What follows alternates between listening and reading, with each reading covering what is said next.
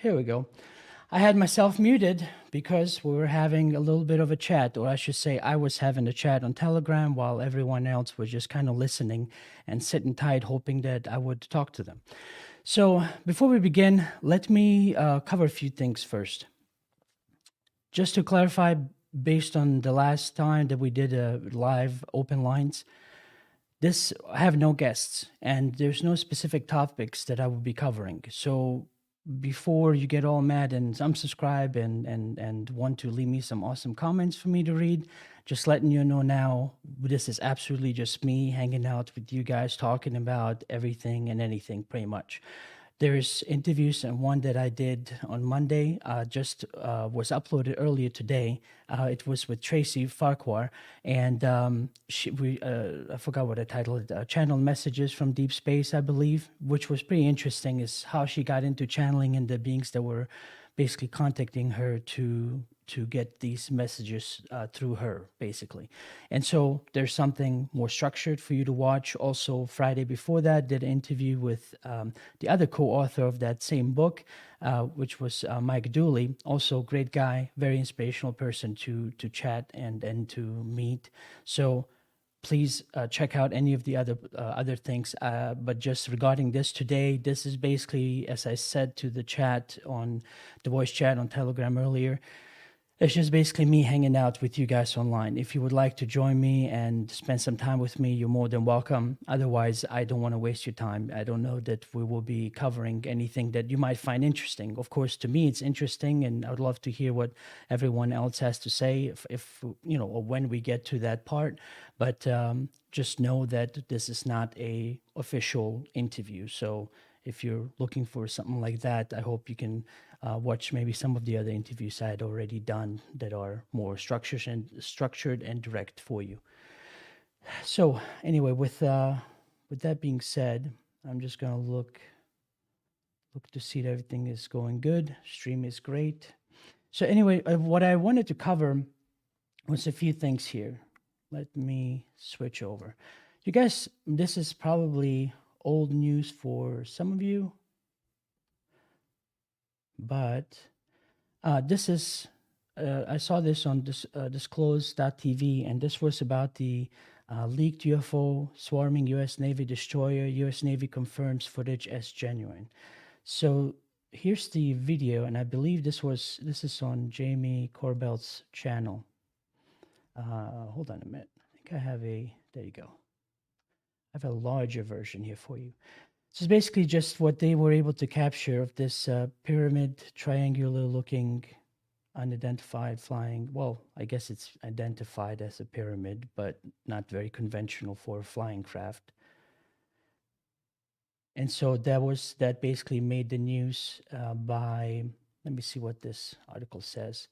A video shows several pyramid-shaped UFOs swarming above the ship at night. The leaked video was just recently shared on social media websites. Filmmaker Jeremy Corbell was anonymously sent a baffling video from July 2019, as well as detailed information on an alleged intelligence briefing conducted by the Pentagon into unidentified aerial phenomena, UAP. And so that was that video. There were apparently, there were some quotes given too. It says the Pentagon has now confirmed to the Black Vault via email that the photos and videos leaked this week all were taken by Navy personnel. The quote says, I can confirm that the reference photo and videos were taken by Navy personnel. The UAP TF has included these incidents in the ongoing examinations, said Susan Gao, Pentagon spokesperson. As we have said before, to maintain operation security and to avoid disclosing information that may be useful to potential adversaries, the DoD does not discuss publicly the details of either the observations or the examinations of reported incursions into our training ranges or designated airspace, including those incursions initially designated as UAP. So anyway, so that made its rounds and news. For some of you that did not see that, it's really no disrespect to anyone that's been working on this. To a contactee that does absolutely nothing other than maybe just move the bar a little bit higher towards, hello, we told you there's stuff out there. It's something that has always been known, but those that need more the physical proof, more footage, whatever it is that you need, there it is. Okay, let me. Now the other one, this is in relations to, I saw this came out, actually it was tweeted by Elon Musk. And there's a reason why I'm connecting this, because first of all, I think I don't know if there were other companies that were trying to do the same thing, but regarding this monkey plays Pong with his mind, I feel like we're in like this early stages of something that could potentially be a large part in our lives moving forward another 20 years from now, 30 years from now. And it's like just in its infancy. So I feel like it's just important to cover because it's almost like a marker where many years from now we will look back and say, hey, this was a pretty big news event. And so pardon me just one second, because I'm checking the stream and making sure that I'm still alive and out there. Okay. If you guys can hear me, I think you should be. Just give me a quick chat on the UFO on this open lines. Or if you're watching this, I'd appreciate it. I know I'll get your answer about 20 seconds later, but at least I'll know I'm not just talking to myself. Everything looks fine here, but when I have so many things going on, it makes me doubt about what is live and what I have unmuted and muted, because it would suck to kind of have an hour-long silent movie and not realize it with you guys. Okay. So the other part that I wanted to talk about and cover, not only because it's newsworthy, but it's a lot of times when different contactees have talked about being able to integrate with the ships, or basically be able to fly these ships that they happen to be on, whatever race they happen to be with, and alien race that is.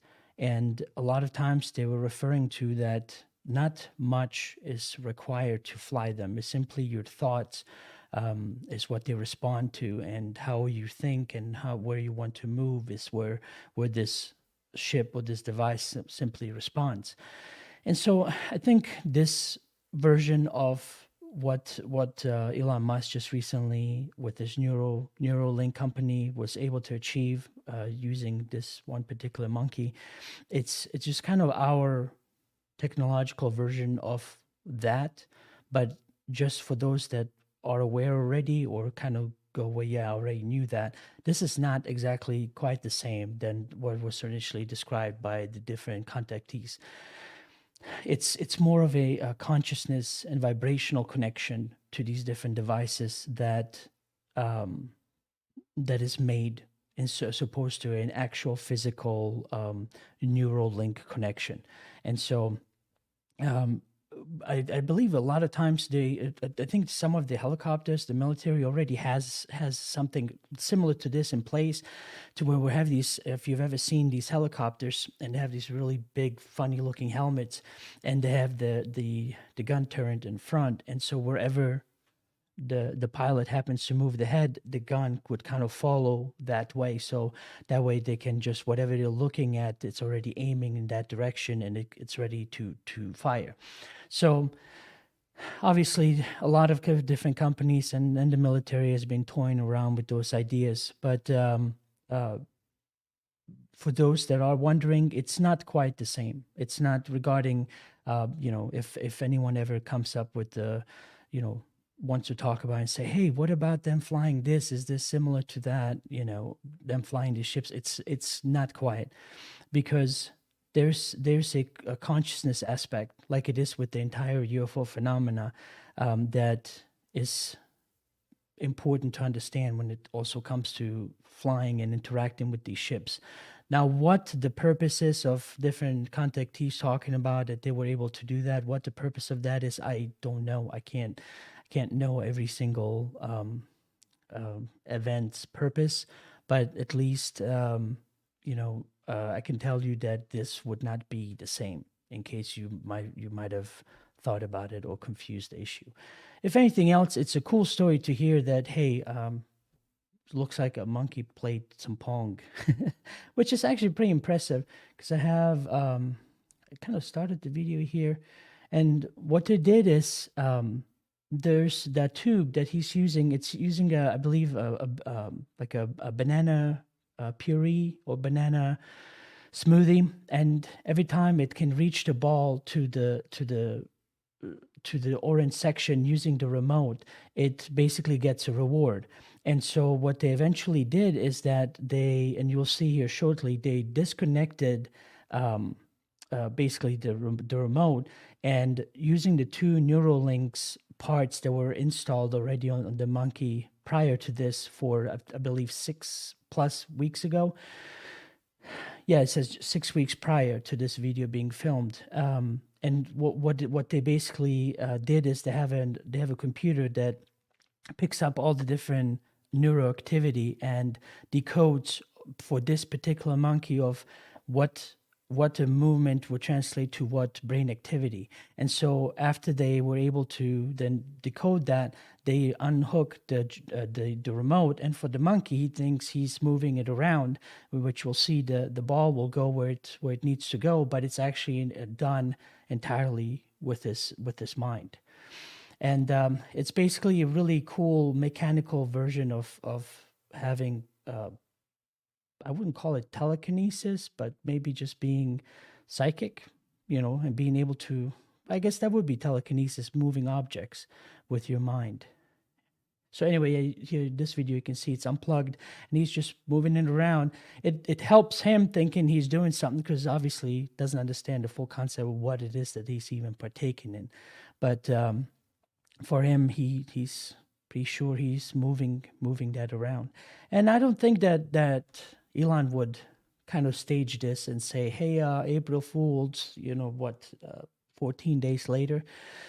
But if this is really what it looks like, I mean, it is pretty cool because one of the applications, and it always sounds good when they come up with something new, to kind of help humanity, which would be cool for them to use for people that are, they can't, what's it called, paraplegic. So it would help make connections and help them be able to move where before they couldn't. And in this place, he's basically just moving the right pong up and down, or whatever, the paddle for pong up and down with his mind. So anyway, I thought this would be something really cool to see and look at. And that's pretty much covers all the things I wanted to cover. And thankfully this time around, let me shift my window back. So this time around, I have a few people waiting in Telegram, which I'm very grateful for. And some of them already have raised their hands and they wanted to chat. So let me switch this over. And I had already tested this earlier, and it seems to be working fine. So the first person raised their hand is Roddy Wabbit. And he's going to tell me here pretty soon how to actually pronounce his name. Roddy, if you unmute yourself, you should be able to speak to me. How are you? Yeah, I'm good. How are you? All right, you're coming through perfect, I think. How do you actually say your name? If you could please pronounce it for me. Just Roddy. Just Brody? Yep. Okay, good deal. So what's on your mind? Well, I was just wondering, I don't want to sound aggressive or anything, but why is it important what the big corporations, the military, and that side of, things say or do regarding, UFOs and things, because it seems like they try to, um, they have a narrative about it, and they've been hiding, you know, things about it for so long. So why are they relevant now at all? They're not. They really are not. The reason why I even cover certain things, just about even why, even if military acknowledges something, it's not necessarily for me and other people that already know, but there's still a lot of people that I still consider friends and fellow human beings that kind of need to. I guess after so many years, we have to kind of reach back and just kind of walk them back up here the same way that most of us, I don't know about your particular story, but, most of us started out with lights in the sky and research and all of that, and then eventually got out of that and started doing our own research and understanding what needs to get done. This is mainly me, if you're particularly referring to why I'm covering that, just reaching out for others that are just starting out with this, are literally just now realizing, wait, what? There's UFOs and government is finally, admitting it. Just reaching out and being this hand to guide them back up to the point where we are. If I hope to clarify some of it. Yes, I totally understand that. If you are a beginner in this subject, I see what you're doing with that. But at the same time, I think it will be more important to be more like, I noticed like a big chunk of people that like channels on YouTube and things that talk about UFOs in a scientific way. It would be cool if they also try to concentrate more in actual like contact, independent from, the, how you call it, the establishment, like that CE5. Hmm. It has been working for me for a very long time. Family, friends, partners. I had beautiful videos and beautiful experiences, and it's totally independent from governments. It's totally independent from the establishment, and yeah, I think that also should be like openly spoken, like the Galactic Federation, Hmm. not waiting for governments to tell us, oh yes, they're real. Like all the information is there. I speak Spanish as well as English, Hmm. and my God, what for example Stephen Greer is doing with this CE5 contact, which it does work. You don't have to pay any money. You don't have Right. to buy any expensive equipment to do all of that, or you don't even need to be in groups, but it does help as well. Yeah, I think it should be, you know, I don't know, talked a bit more, because for example in South America they've been doing C5 contact for since the late 80s, early 90s, mid 90s until now. Right. There's Right. so much information, you know. I'm glad you called because I mean I definitely would like to talk to you and hear more from you and what you have to say. But next week, actually not next week. What am I talking about? This Friday, a good friend of mine, a red pill junkie. He's actually lives in Mexico City, and I met him about 6 years or so ago, and we talked about that very thing, how the phenomena is looked at everywhere else in the world, especially in South America, very differently than it is here, to where people are a lot more open-minded about it and talk about it matter of factually than they do here. So I'm definitely going to have Mm, him on, and because he's more of the researcher type, and but also very much into what you were saying, that hey, we just do our own thing. So I'll be talking to yep. him on Friday. But please do tell me how do you usually when you go out there in hopes to make some connections? What do you do? Oh, is I don't like I use the CE5 protocol of Stephen Greer, but not like in a very how you call it, strict way. It's very like basically you just calm your mind down. You go to a place that you feel like they will be, and it's very intuition based what happens. And once you have this connection with these people, because for me they're people, I think we are as much aliens as they are. I think we look more like them than they look like us, if you know what I mean. Right. That theory that they created us in ways or helped improve our race, I feel like. And yeah, it's very simple. You have to be so I what I do, because I live in near forest and very quiet places. That's where I'm very happy living. Yeah, you just even in a cloudy night, you can actually have contact. And I don't want to sit here and talk about all the times that I did or brag about it, but it definitely worked, and it's a beautiful. It's basically like a friendship. It's literally a friendship that you start with these people.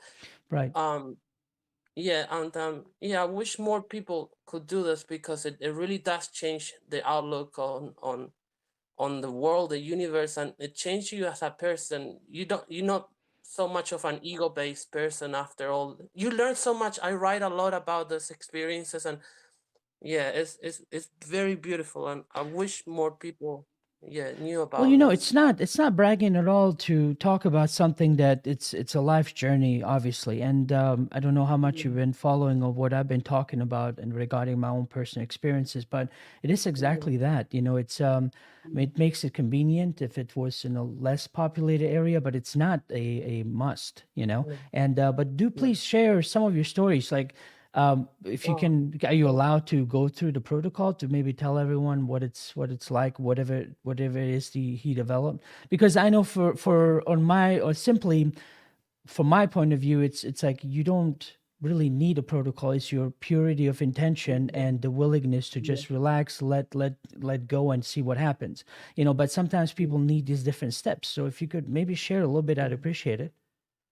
So the very loose guidelines that I use, but they not strict. It's just basically you just calm your mind down a little bit, sort of be more in the present. Try not to have so much thinking on your mind, and it's very hard based. I have noticed if your intentions are true, comes from the heart, from a love side of things, eventually they sort of appear in the sky, they start shining at you. And all I do, it all started incrementally. It didn't just started, it took years to get to a point that I am now.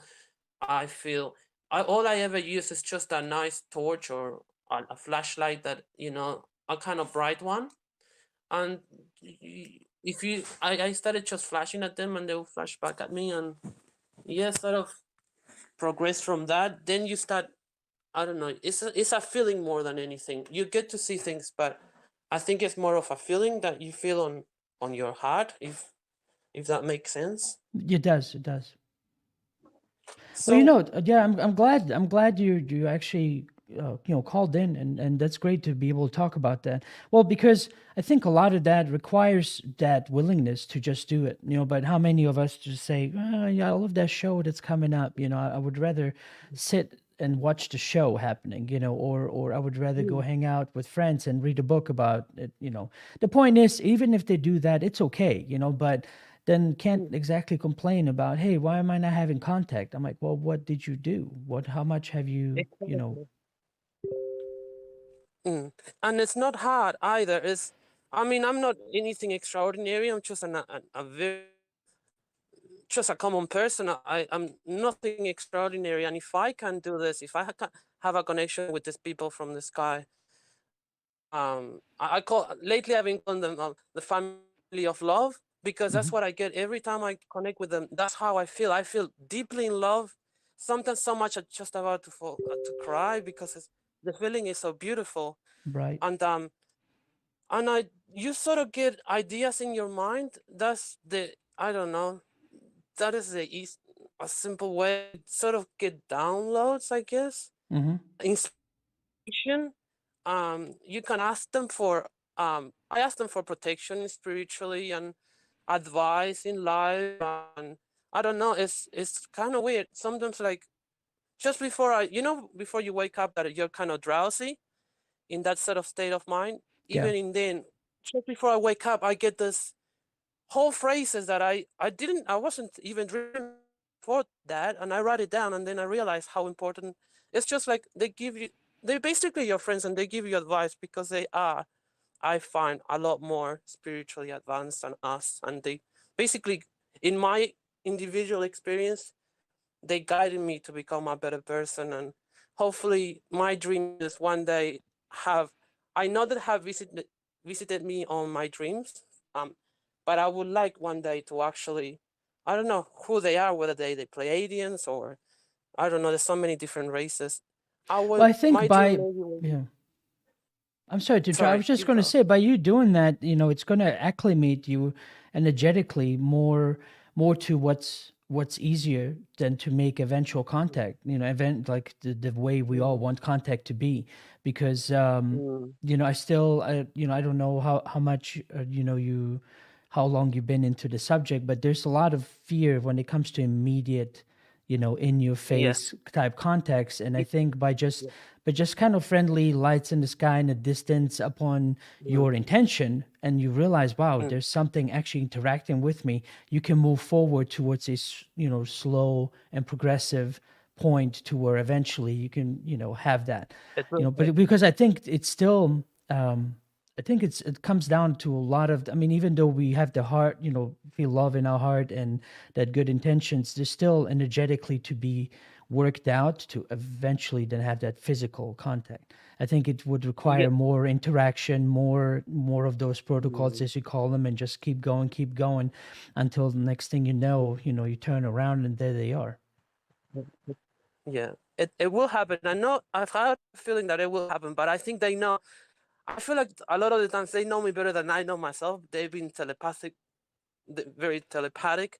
I feel like they know that I will be scared if they just suddenly appear, and they will. That can be a traumatizing thing, and they're not here on Earth to traumatize anyone. At least not the Galactic Federation people. Um, and yeah, but I think they know that if they, I guess they know me better than I know myself in some ways, Mm-hmm. and I think they will. They sort of teaching me, getting me to a point that when they think I am ready, truly, then it might happen like face to face things. But until then, yes, I think they're doing it very slowly with me. And that's another thing I would like to point out, that it's a very person to person kind of thing. It's not like one shoe fit everyone. Right. So, Mm, Rody, if you I want to ask you one quick question, then I would like to put you on mute because I want to get to Carlos. But then when mm, we're done, if you're still there to get back to you as well, because right now, mm, whoever would like to talk to me, I'd appreciate it, just so we have something to be streaming out there for anyone else watching. But the question I mm. wanted to ask before I after you answer and mute you, um, so can you just explain to me a little bit? I mean, you don't have to tell me specifically where you live, but within your general area, what is your average person's point of view of UFOs? Here in New Zealand, I live in New Zealand, and Oh, New I am Zealand. very Okay, happy that I can openly talk about this with someone that is already in the know of this, because usually it's very difficult. People's mind are opened, like people know that yes, there is other things there, but it's usually they don't treat you like crazy like back in the 90s, or before that. right. I'm sure, but still there is like a lot of ignorance about the subject. Although people know that there is something going on, but yeah, mm, Okay. it's All right. still Well, close, sort of close mind. right. Well, again, thank you. Let me get to Carlos, and if you're still there, we can continue to chat later. I do appreciate you logging in now, though. Thank you so much to you too. I appreciate it too. Great. Thank you.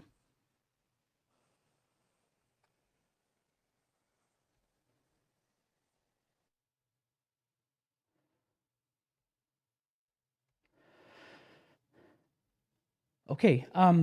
Yeah, Carlos, you are unmuted on my end. You're gonna have to unmute yourself on yours, and then we can chat. Okay, hello. Yes, you're on. How are you? Perfect. Thank you. How can you hear me well? Yep, I can hear you just fine. Okay, perfect. Thank you so much for having me. Again, my name is Carlos, or Learning to Love 111 as my Mm, username on YouTube. So first of all, I just want to say thank you for what you're doing. You know, you're reaching out to a lot of us who have encountered or have heard, or like Roddy was saying, who have an open mind to these kinds of conversations. I live in Canada. I'm a 31 year old mhm. guy here, and I've experienced some things that I would like to share with you if you don't mind. Please do. Please do. I'm all ears. Perfect. So, um, first of all, I just want to come across as humble as I can. So please interrupt me if you need to, or ask me any questions as you want. I'm gonna try to just keep it short as I can, because I do want to get to something more specific rather than just my I guess saucer, aliens, whatever that I've seen. So Sure. I'll get to that. So yeah, I've always been intrigued in the stars and space out there. And sure enough, one day I was out for a walk with my friend here in Canada.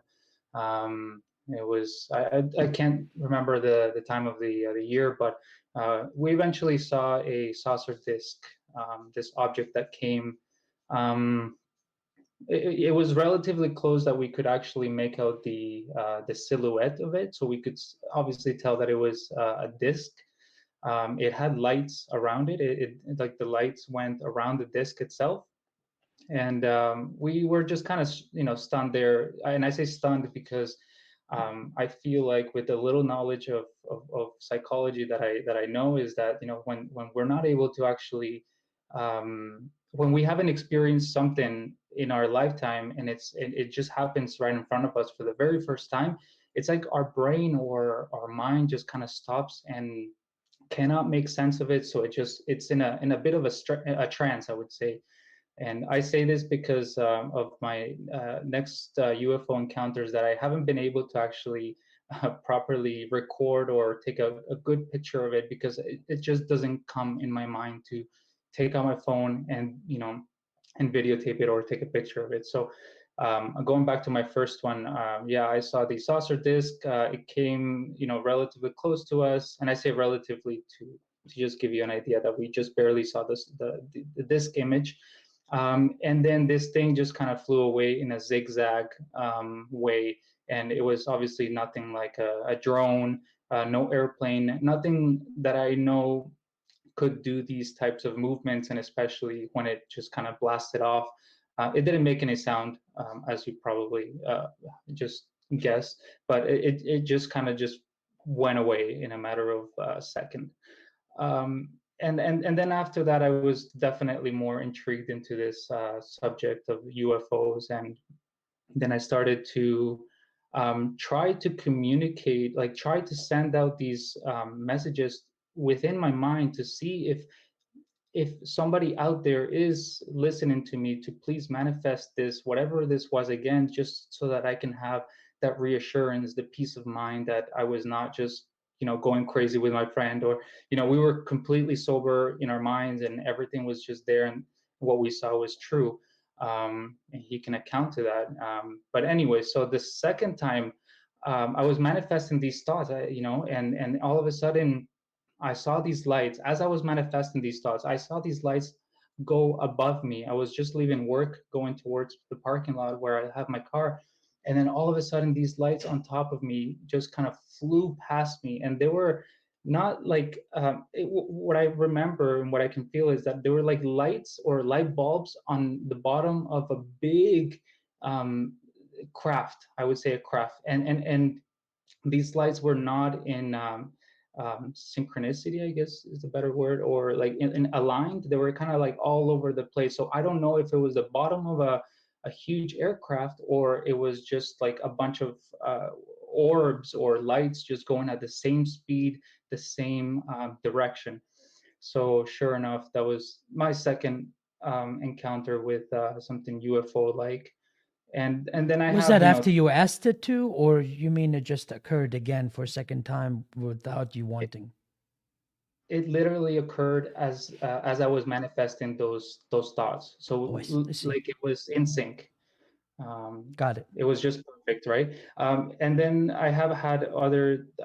I wrote them down just because just for the sake of this podcast. I wrote 3 other ones down, but I don't think I'm gonna go into too much detail of it. Just a cigar-shaped object and 2 orbs that kind of went. They crossed each other and they did this kind of like a quote unquote dance. But anyways, so yeah, were you going to say something? But yeah, I was just going to say, I mean, please keep in mind, this is, although I'd love and appreciate everyone else chatting, and I'm trying to also see if there's anything else that there's some questions or whatnot, but this is mainly meant for open lines, so, don't hesitate to share of whichever story you have. I'm just more on my end, maybe after you tell me one more, I'd like to, maybe mute you, give someone else another chance, and then bring you back on again, because I appreciate you guys coming on. So if you have something to share, I'd love to hear it. So don't hesitate to share. For sure, I appreciate that, and a little bit nervous because obviously, like, this is actually my first time doing anything just live out there, and especially talking about this subject is something else. Oh, I understand, So, but thank you. I appreciate you being on, though. I really do. thank you. And yeah, so after these encounters, I just started. I'm the type of person who likes to make sense of things, and I just started, thinking to myself, well, if there's so much to know out there in the universe, why not start, within me? And so I started actually with mindfulness and guided meditations, like on YouTube, and I actually took a course. And then all of a sudden, I started to get into spirituality, and because I started to follow this path that my friends did not follow necessarily, I started to have a kind of a breakdown, if one could say. My reality was shattering moment by moment because I was realizing that we are so indulged, and our minds have been so indulged into this world of materialism or consumerism, that seeing the spiritual path was like just it was like just shattering for me. And so I decided to I had these thoughts that I wanted to just pretty much end my life. And when this happened, the consciousness that I sent out um, allowed me to get back up on my knees and continue with this path of spirituality. So I have heard actually some of your near-death experiences. I think I heard a lecture of yours back then. And then I started to look into a lot of near-death experiences, and there's actually, of course, there's a whole page on these things, and many people, they have similar experiences, and I appreciate every single one of them. And so, anyways, I got into something that's, I know that you mentioned earlier in the previous two podcasts that you don't want to get too much into the religion of things.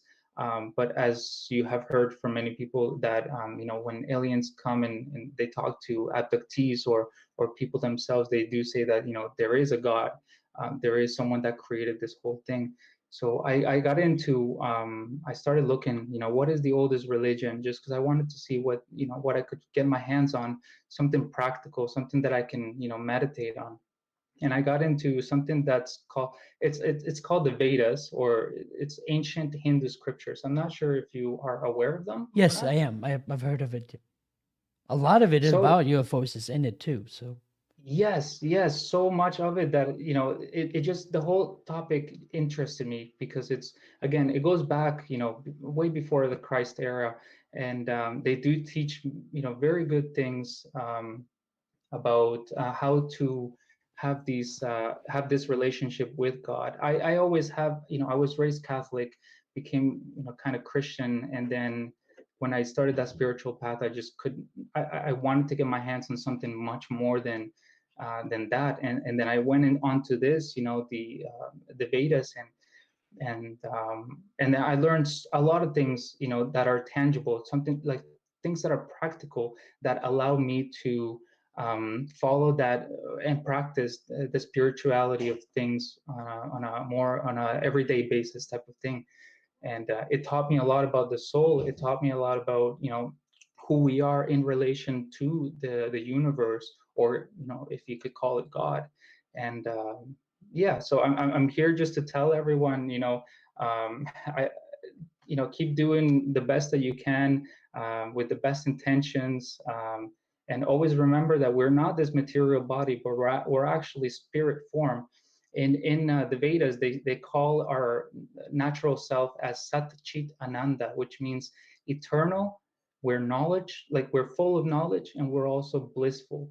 And this actually ties to near-death experiences, when people actually reach this realm where they are no longer here on the material realm. They feel like they are eternal. They feel like they know everything, although most of the accounts, they say that they knew everything, but somehow they just don't know it as soon as they come back. And then they feel like they're full of bliss, which is God's love, or the love that you experience in this spirit world, or yeah. So yeah, those are like, that's like the main point that I wanted to make. I know I kind of went off track with this whole UFO experience, but again, that is what led me to get into this the study of the soul.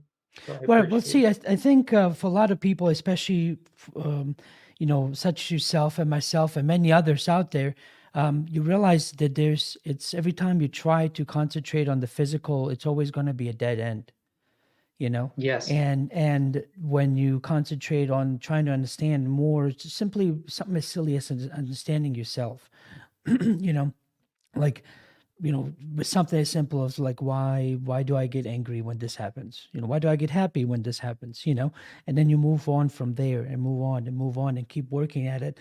You realize that it's almost like this whole world is just set up to be a reflection to yourself, and to kind of, for whatever grand reason. I mean, I have my own understanding of what that is, but I don't want to get into it too much right now, because I would like all of you to talk more about it. But for you just realize that there is a reason why you're here. There is a general plan and design, and then it really doesn't matter anymore if others agree or not. All you know is that there's a path that you need to take and learn, and you just kind of stay at that. Where before, with the physical, it was important that everyone believes. It was important that everyone knows, what you're into. But the second you get out of that game, you just realize it's not important. I can literally just be by myself in the woods, and it would not matter whether or not anyone else understands or knows what I'm going through. Mhm. Yes. Yeah, and actually, so I want to really make the point that I call it a philosophy, just because it's the study of life itself. Like, they actually break it down into, what is the mind, what is, for example, we've talked, yeah, on your show, you've talked about the false ego, right? The false ego is, perceiving yourself as, I am an American, or I am Canadian, or you know I was born in this part of the world, and so I just identify myself as this. But it's not like that. And so this philosophy really, like, just teaches you so much. So if I can give a shout out, it would be just to the learned sages, thousands of years ago, who studied, or, who continuously passed this on, because back then they didn't do it by writing. They actually did it by word of mouth, which is why it's sometimes so hard to date these scriptures, the Vedas, to actually give a specific timeline of when they were written. But I have to pay all my respects to Srila Prabhupada, A.C. Bhaktivedanta, Mm-hmm. who came to the Western world in 1970 and conveyed this message to a lot of people. So, and again, I appreciate the time that you've given me here to just let you know about my experience. No, thank you. Thank you, Carlos. Well, I mean, hang tight. I want to go down the list and get to Sean P is next. And then, keep kind of going down the list. So I'd love to talk to you again when I come back around, if you can wait that long. If not, I understand. For sure. Thank you so much. Okay, thank you. Okay, all right, Sean, you are unmuted, and unmute yourself, and you should be able to talk to me. Hello, sir. Hi, how are you? Well, thank you, and great podcast. Thank you. I appreciate it. I love a lot of your content, and I'm glad you're doing this. It's really great for people to be able to share and I'm find glad out you what it find is it that useful. you know as well. Thank you. So, Sean, So, please share with whatever you would like to share. all right. Well, let's see. I don't know really how to start this. I grew up in Las Vegas.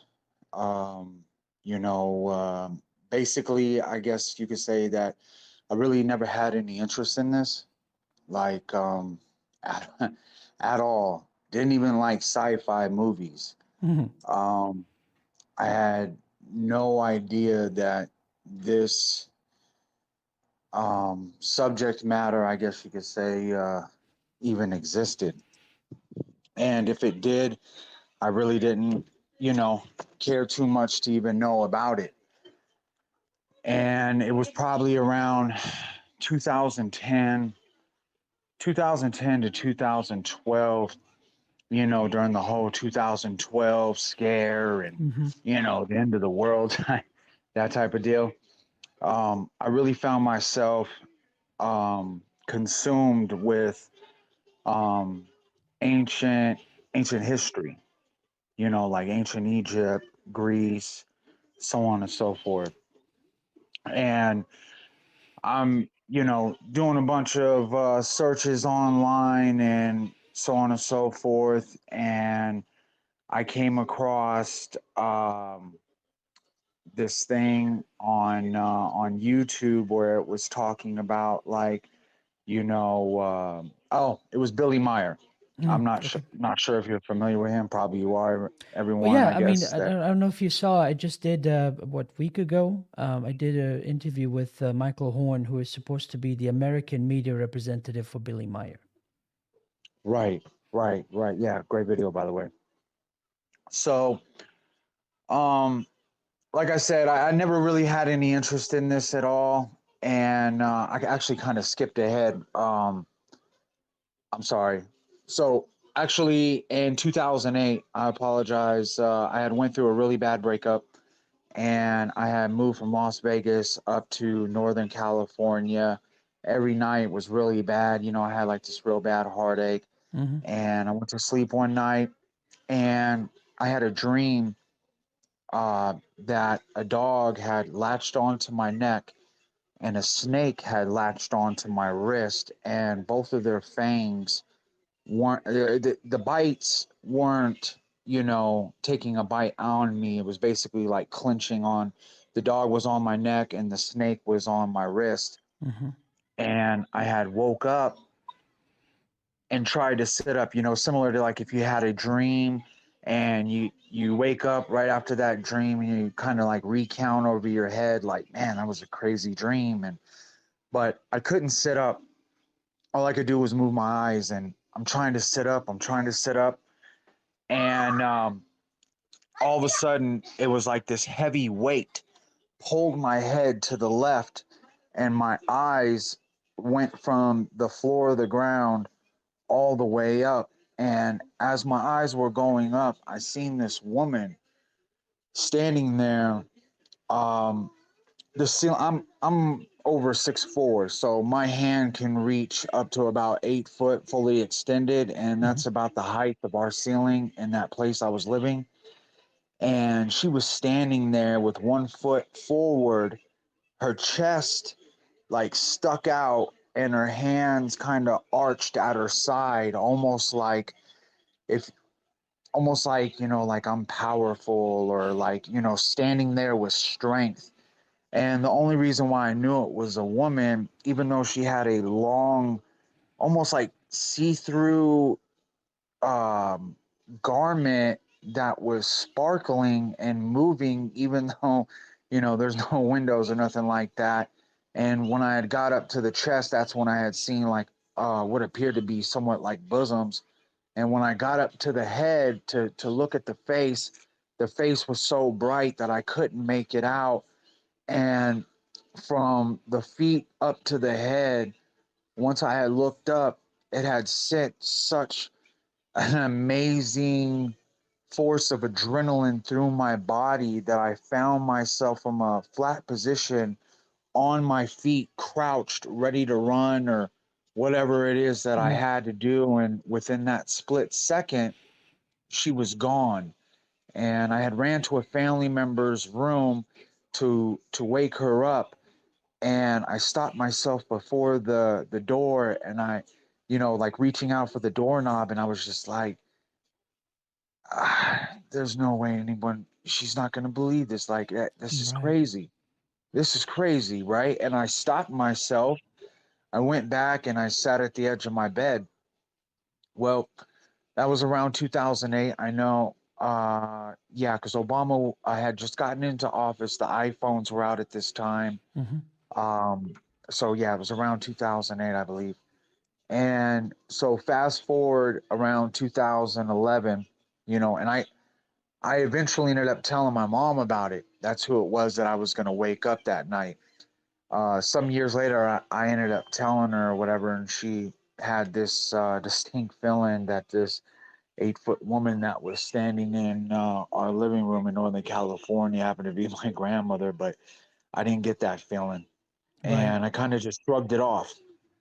So 2011, 2012, maybe even 2010, I'm into ancient history and I'm looking up stuff and so on and so forth. And I, came across Billy Meyer's thing or whatever. And just out of nowhere, I'm sitting on my bed. I got my leg folded almost like crossed, sitting down crossed, but I have one leg hanging off the bed with my back up against the room reading.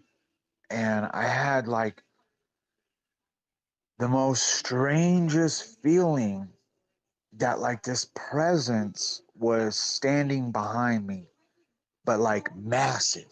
I mean, like I could have, I probably could have stood on top of my building and been looking eye to eye or similar height of a 2-story building of a height of the energy I felt sitting behind me. And for whatever reason, you know, um, um, for whatever reason, I sat up and I prayed. Now, like, it wasn't like no regular prayer or nothing like that, And at this time, similar to Carlos, I was getting into spirituality. I was getting into, meditation and everything else like that.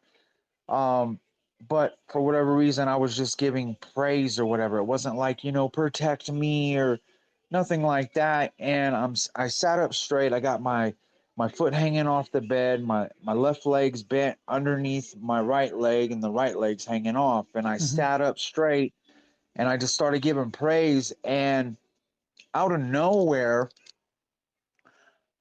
I no longer hear the words that are coming out of my mouth, though I know I'm moving my lips. And at that split second, it felt like I was hit with a tuning fork over. Oh, I'm sorry, that's my son. That's all Okay, right. baby. I Sorry, understand. guys, that's my son. It felt like I was Mine hit does it the whole time over. too. Yeah, It felt like I was hit over the head with a tuning fork, and I didn't come aware of the sound automatically as quick as I realized that I wasn't hearing what it was that I was saying, though I knew I was moving my lips and saying something. That it almost sounded like a sound like wah wah wah wah wah. That was the sound I heard, and I could. I only became aware of it once I started feeling the hairs on my arms, my legs, and on the lower part of my neck, feeling like it was being pulled. And I slowly stopped speaking, only to open my eyes. And at that split second, just for that split second, it almost looked like, if you went up to a pond or a little puddle or even a cup that was full of water, and you just stuck the tip of your finger in there, and it was like a ripple. And I became calm and then quickly snapped out of it and was just like, oh my goodness, like what just happened? And I'm pacing back and forth in front of my bed, and I'm like, I got to tell my mom what just happened. And then I'm like, nah, I can't. Once again, I want to tell someone, but my mind is trying to think logic, like, really? Yeah, that just really happened to you? All Right. right, Right. cool. Yeah, that type of deal. And I really became like really full of anxiety and just like kind of finding it hard to comprehend. And out of nowhere, it felt like a bucket of water was poured over my body. And I heard in my mind, share the love that I have given you. Mm-hmm. And instantly, just tears. I mean, it was just the. So I finally gather myself and I go in and I'm telling my mom, or trying to tell her at the time, like, Mom, you need to understand what just happened to me. I need to tell you. She's on the computer. She's looking forward. She's like, yeah, baby, I'm listening. Hmm. I'm like, nah, Mom, you got to hear what I'm trying to tell you. And she's like, I'm listening. I'm listening. And I put my hand on her and I got tears just falling down my eyes and I'm telling her. And she's like, she's looking at me weird and I'm like, what is it? And like I look, after I'm telling her, I'm telling her like we are loved so unconditionally that there is literally almost no wrong that we could do on this earth, that we are loved that much. And I could only assume that it was like, source, creator, God, whatever you want to call it. But what happened next wasn't. My mom looked at me almost like in disbelief. She said that like it was a different color light. And I look over in the doorway is what I can only explain as the purest white I've ever seen. It was so white, it was blue. Mm. And it was like a ball. To give you an exact depiction of what it looked like would be the depiction of an atom, a circle with light emanating around light and pulsating, like almost contracting in a way. A blue, almost like a blue whitish light was in the doorway. And here, baby, I'll get this for you. Okay. Here, let's get up there. Okay. And I'm over there and I'm just looking at it in awe. And I asked my mom, I said, is that what you see? Are you seeing this too? And she looked at me as if I had something wrong with me, sir. And at that moment in time, I had seen it go from the doorway of my mother's room back towards my room. And at that time, I had seen another reflection of what appeared to be another orb or light in the house as well. But I felt like just the most strongest love and connection. A week later, I go to sleep.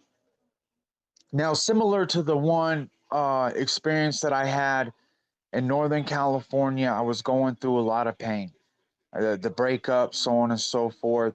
Mm-hmm. During this time, when I had that experience leading into the next one, I was going through a lot of pain. I was stressed and so on and so forth. At this time, it wasn't a breakup. This time, I had issues with my leg and couldn't really walk without using crutches. I needed a knee replacement at that time. Mm-hmm. And that's when I had a lot of time to so-called do research or whatever you want to call it, Right. just really looking into a lot of things that interest me. A few weeks later or a week later, after that incident, I went to sleep and, we all have what it is that we sleep in, if whatever, right? Um, so at the night before or the night of, I went to sleep. I remember vividly that I went to sleep in some camo pants, a white t-shirt, and I'm just watching some TV. I fall out.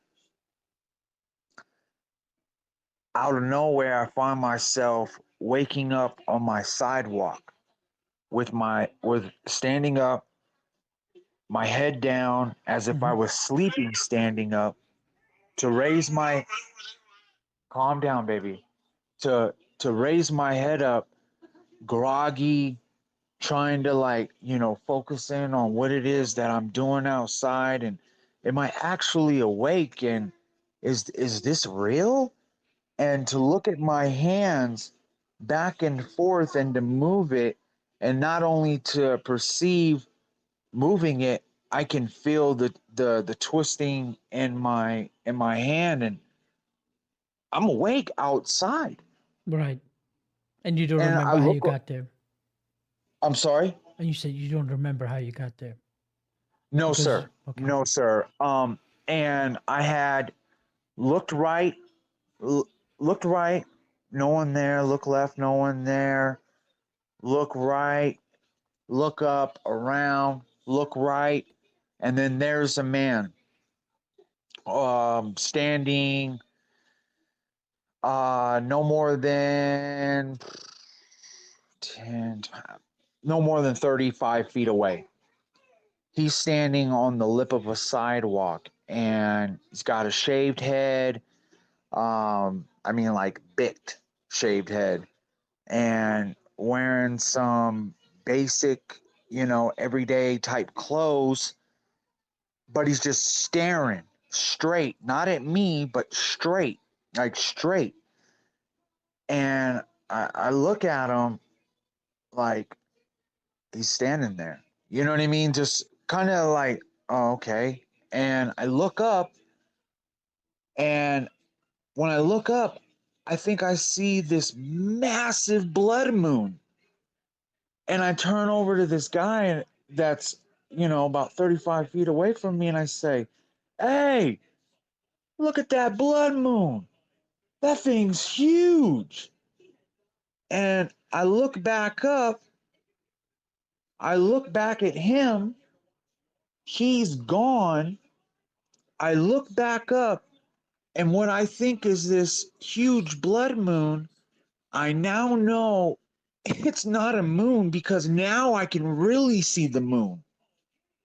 He's out of the peripheral of what was blocking my direct vision of the moon, and I see what appears to be like this orangish reddish light, and it's coming down. And like I said, when I turned to go look at the man and he was gone, I turn back and look again, and out the corner of my eye I see this spotlight come down, and it's at an angle. And if you've ever been inside of a house, or yeah, that's the only way I can explain it. If you've ever been inside the house and someone's smoking and the light is shining through the blinds, and Mhm. how the smoke only appears to you visually within the light, that's how that looked. And it's down on the ground, and snap of the finger, now I'm in the middle of the street, and I'm watching this thing land right in front of me. And it's completely solid. No, I mean, just solid. No rivets, no bolts, no, just solid. And I'm watching it land, and I'm not scared for some reason. I'm not like, oh, I need to get out of here. I'm not like, I'm calm. I'm super calm. And for whatever reason, I went from the sidewalk to the middle of the street within a blink of an eye. And after it lands, the whole top of this ship becomes translucent. Mm-hmm. And in there is this being, man. He has his back to me, and he turns, and I hear him say, Sean, it's time. Sean, come. And Mm-hmm. this is what he keeps saying. And obviously I wasn't scared at the time for whatever reason. I wasn't nervous. I wasn't none of this other stuff. All I kept saying calmly was, no, no, no. That's all I kept saying. And he still had his back turned to me, and he's, had his head turned looking back at me, and I didn't hear it, but I felt him go like almost like not again, Right. right? And I kept saying no and no and no. And the top part of this latch or whatever opened up. This bottom part opened up, and the bottom part had stairs, right? It was almost like the bottom part was like still in the shape of the ship, obviously, and it had like what appeared from what I could see cutouts of steps. And I see what looks like he goes down and turns around, but then I lose vision of him. And to be honest with you, sir, I have no idea why that man has steps, because he did not need them. Right. This man or thing or whatever was massive. I mean, Wow. if you've ever seen someone taller than a door jamb walk into a room, that's how that thing stepped out of that ship. He bent down, ducked his body down, took another step out, and stood up. And he had on what appeared to be like this one-piece suit that was blue and sparkly or like metallically or whatever like that. I mean, it was blue. Say, calm down, baby. It was blue and just it was blue and sparkly, man. That's the only thing I could really say. And he said, Sean, come. It's time. Sean, come. It's time. And I just kept saying no and no and no. And from me saying no, I started going from calm at the beginning to almost like gaining me back. Does Right. that make sense? Yes, it does. Like after a while, like I started being me again, and I'm clenching my fist, and I'm already thinking thoughts of what it is that I'm gonna do to it. And sir, to describe this thing, he had the body of a man, 2 arms, 2 legs, and I mean I could see muscles, or what appeared to be muscles. And the head, I mean, the head was massive. And from that day on, I've looked up everywhere trying to find something even close, or listening to podcasts, listening to documentaries, trying to find anything remotely close to this thing. And its head was large. I know it was bigger than from my elbow to the tips of my fingers extended. Right. And I kept saying no, and like I said, I was getting extremely like I was getting like like for whatever reason I felt like I could take them. Say no, baby, not right now. Not when Daddy's on the phone, baby. Here, let's go over here. So at this time, I start thinking all these thoughts, clenching my fist, and at a split second after I had these thoughts of what it was I was gonna do and clenching my fist, his steps seemed like seconds. You know, I mean, Right. just seconds, man. Just striding, just huge steps, just so quick to me. And at that time, when I seen him rushing me, I crouched down, threw my fist back to like hit him like with the biggest haymaker I could think of or do, because he was so much taller than me. He stuck his hand out in front of my face, and that's the last thing I remember. The Well, following day, Sean, I'm sorry, I hate yes, to sir. interrupt you. If you can No, just wrap up a little that's bit. fine, I'd love sir. to get back to you later too, because I would like to see others to share their story as well. But I find it very interesting. Please keep going and finish up if you could. Oh, yes, sir. That's pretty much it, sir.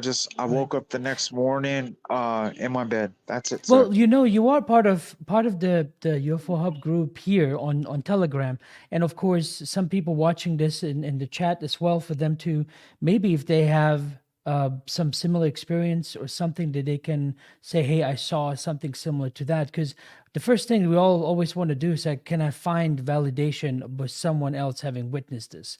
And there's nothing wrong with that. It's just where our minds immediately go, to see like what was it. Were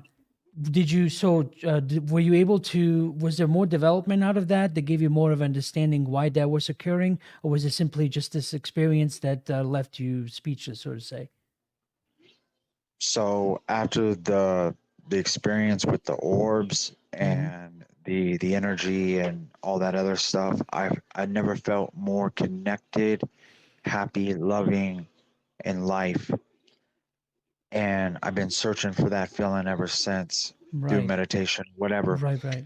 That experience that I had a few weeks later, where I found myself outside my home, I went into almost like a depression, almost like I couldn't sleep for months. I slept with my hand on my gun and the other hand with a knife. I mean, like I literally could not sleep. Mm. I could not sleep. And yeah, but after I got over that and was able to kind of like get my life back together in that aspect, the only thing outside of that was that since then till now, it's really kind of died down compared to what it was. But I search day and night, night and day, every waking hour, any available minute to be able to find anything remotely close to what had happened to me. Right. Well, Sean, I think if you simply just continue, and I know sometimes we'll want to find out how long this is going to take, but simply through your meditation to just get relaxed again and just allow whatever comes to you to come to you. And maybe it might be in pieces, but eventually you piece it together enough to where it would give you a better understanding that you can go with instead of just this confusing event. But Sean, if I could please put you on hold and just to see if anyone else would like to chat, and then when I come back around, I'd love to chat with you again, if that's okay. Yeah, no problem, man. I just wanted to be able to share my story. If it helps someone, amazing. If it intrigues someone, that I guess that's cool too, or whatever. Yeah. I just wanted to be able to share in hopes that maybe it might be able to help someone. As if when I've heard little bit of pieces of just one thing that sounded similar to my experience that helped me Right. so much, where I could tell my wife like, baby, look, remember what I told you had happened to me and this and that? Listen to this person, Right. Right. and Right. it gives me some type of reassuring comfort, you Right. know? And confirmation. Yes. Yeah. Yes. Okay. Well, Sean, great. Thank you. I'm just gonna put you on mute real quick, Oh, and then real quick. I'm so yeah, sorry. I know you sure. and other people, sir. Do you and only recently I found myself I guess enough courage to do this.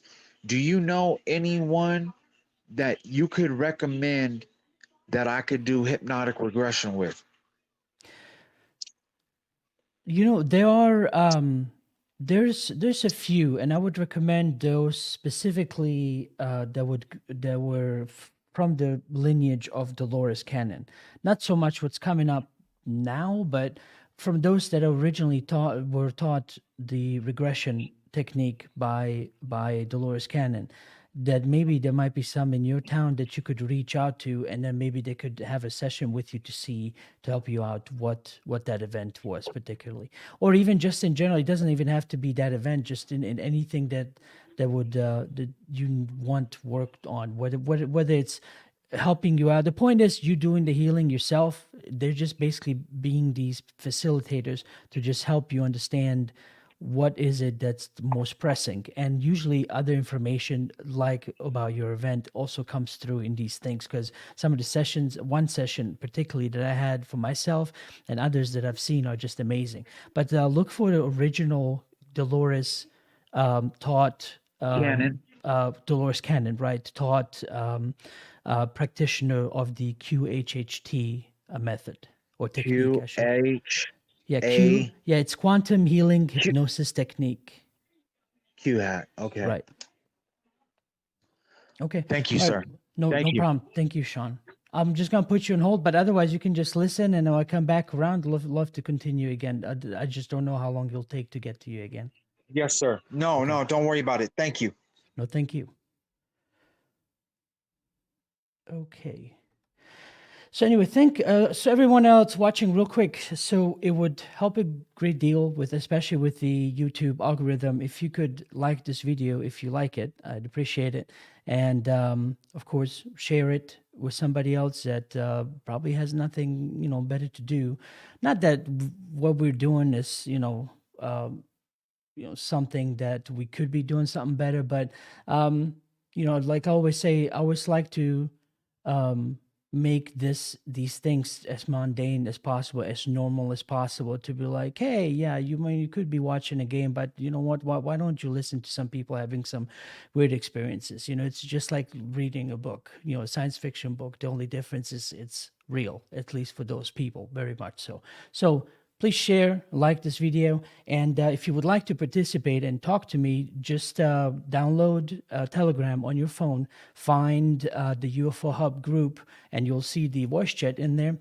Pop in, and you can just simply use the voice chat to listen. But if you would like to talk to me, tap on that, raise your hand, or however that button looks like, so then that way I know you're interested to talk to me, and then I'll just keep you in my queue. Okay, the next person I have in line is Opeula. Let me do that. Ope, you are unmuted on my end. If you can unmute yourself on yours, we should be able to hear you. Hello, hello, mic check. Yep, I can hear you. How are you? Can you hear me? Hi, Yep. this is Phil Okay, hey, Phil. calling from Austria. Oh, welcome. Must be really late there now, or very early. It is really late, and I actually have to go to bed soon. It's 3:17 right now. Oh, wow. Well, thanks for staying up to log in to talk to me. No problem. I'm enjoying it quite a bit, and yeah, I mean, maybe no. I just wanted to ask you, where are you located, actually? I'm in Northwest Arkansas, United States. Northwest Arkansas, Right. which is this the state? Yes, it's Arkansas itself is a state. Arkansas is the state. Correct. Okay, Northwest Arkansas is the portion of the state. got it. Okay. Well, I'm calling from Austria. Mhm. Maybe you can tell by my accent. Yeah, I've recognized it a little bit from my living in Germany days. So, oh, okay, interesting. So, first of all, I wanted to talk about maybe, well, it's not the best topic. I don't know. We will see. It's just some quick remarks. Sure. The first thing is the other guy, I can't remember his name. Let me. He talked about the sightings, the UFOs in the sky, and his protocol. Oh, Can that you was remember? Brody. Yeah, and I wanted to ask him, first of all, maybe if he wants to come on again later on, how long it usually takes him to spot a UFO. Well, I have the ability. Brody, would you be available for me to unmute you as well? And okay, he is. I'm going to unmute him as well, and he can talk back to you. Oh, great. Brody, did you hear his question? You have to unmute yourself if you want to. Yeah, there you go. Sorry. Hello? Yes, please go ahead. Did you hear the question? Yes, and to begin with, I sort of started paying attention to the sky a lot more in around 2014. For the last 2 years, it's been very, very easy to spot them on the sky. Very easy. It's almost like an instinctive thing now. Yeah, it's almost instinctive. I look into the sky and I can Okay, tell. so you start meditating, and a few minutes later, you can see. No? I don't really meditate. It does help meditation, or just being in a calm state of mind is basically what it works for me.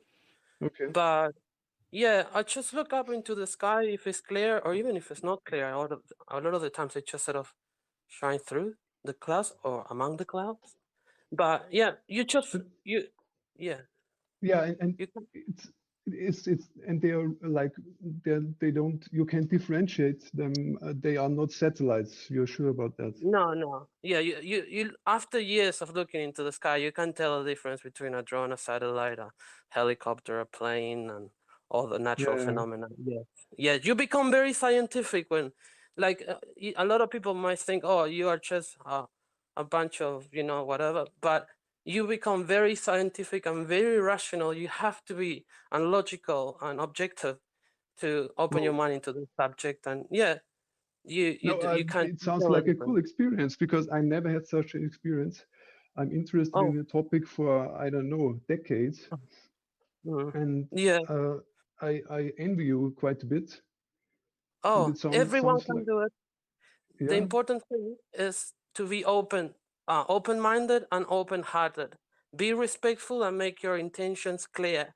You cannot lie to whoever is up there. You cannot lie to them. They know you better than you know yourself. So my advice would be have an open mind, an open heart, and a true, heartfelt, clear intention of what you want with them. And if they can, because just because you want to see them, they're not gonna just say hello. If they can and if they want to, if you ask respectfully, and I don't know, things are right or whatever, it does happen. And when I'm talking about this, I'm not talking about only seeing it myself. I have seen it with family. I've seen it with my ex-partner. I've shown to my friends. So it's not something. I have also take little videos as Mm. well. It's not And just you me said myself. uh, you're in New Zealand? New What did Zealand, you yes. say you're local? New Zealand, huh? Okay, Yeah, in the interesting. South Island, in the West Okay. Coast, where Well, big I for. mean, it doesn't have to happen, you know, it's okay if it doesn't happen to me, but I No, think it's quite interesting. And also, I wanted to talk about another topic, and that's because I'm interested in this topic for I don't know, maybe my entire life. I started to read my first Just real book quick, when are I you was still asking me or you were referring to no, Rhodey? no, I'm sorry, I'm just throwing it in, you know, like Okay, good deal. Well, whoever Rhodey, I'm wants going to to mute you listen. then. Thank you very much for Yes, yes, answering yes, that. yes, thank you. yes. Okay, bye. And also, I don't want to bore you, but anyway, I have to go to bed early. So, but No, it's not boring. It's I understand some people always want to, everyone always wants to think that someone else's experiences are more important or maybe because you might think you might not share or have anything to share. But simply being interested, simply wanting to talk, it's actually, a different mindset. It's a whole new paradigm, just to chit chat basically. Here we are, United States, Austria, and New Zealand, literally having a conversation together. absolutely, And absolutely. it's the beauty of the internet that makes that connection. And talking about phenomena that obviously that right there should be proof that it's happening worldwide, or at least there's people that are interested, so don't ever say, or at least I should say, please don't ever say that it's boring. It's because when it comes to me, if people have some questions they want to ask, please feel free to ask it, no matter how mundane you think it might be. I'm just very Yeah, impressed that you're still up till 3:24 and still talking. So I appreciate that. yeah, because my role, I mean, I'm more of an observer, you know. Right. I'm not an experiencer. I'm interested in the topic for my entire life, and that's I'm more kind of an observer, and I'm research in terms of reading books, you know. I'm not in the Hmm. field doing research, but another topic I wanted to talk about is uh, that's something I really find very interesting. There's you know. I mean, it's not a lot of coverage, but compared to Europe, there is a lot of coverage in the USA Hmm. regarding, you know, the UFOs, the aliens, the whole History Channel thing, and all this stuff. Because here in Europe, there is absolutely no coverage at all, zero. And once I was talking to Illobrand von Ludwig. He's a scientist. He was the head of MUFON, you know, the Yes, mutual mutual UFO UFO network. network. Yeah. Yeah, he was the head of MUFON, CES Central Europe section for many, many years, for decades, actually. Hmm. And that was, you know, talking to him, and I asked him, why is it that in Europe, first of all, there is zero coverage, and especially what's up with this phenomenon of cattle mutilation in Europe? And because I was absolutely sure there is no such thing as cattle mutilation in Europe. Hmm. And he said to me, and it was really shocking to me, he said to me, cattle mutilations are happening every single day in Europe, every single day, a lot of them, but there is absolutely no coverage, and it is, how do you say in English, under the table, there's a saying, Yeah. like, Right. you know, yes, and I really, I don't understand why is there coverage in the USA? It seems like, do you Well, have can any I? I'm idea? sorry. What was your name again? Because I keep looking at your name. That's your Phil, username, and I keep getting confused. One more time. Phil. Phil. Okay, Phil. The if I may, just because I lived in Germany from '92 till 1998, and there was, I was, you know, young teenager, but I was very, I was always aware of people's mindsets and different cultures and all of that early on. So if I can, not saying that Europe is still the same the way I remember it when I left in 1998, but generally, people in the United States are very strong-willed and independent in the sense that even if people in Europe say, "Well, we are independent," I mean, of course, everyone has their little independence to an extent, but in America, people just really have the, in part my French, the fuck you mentality, and I mean that in a good way.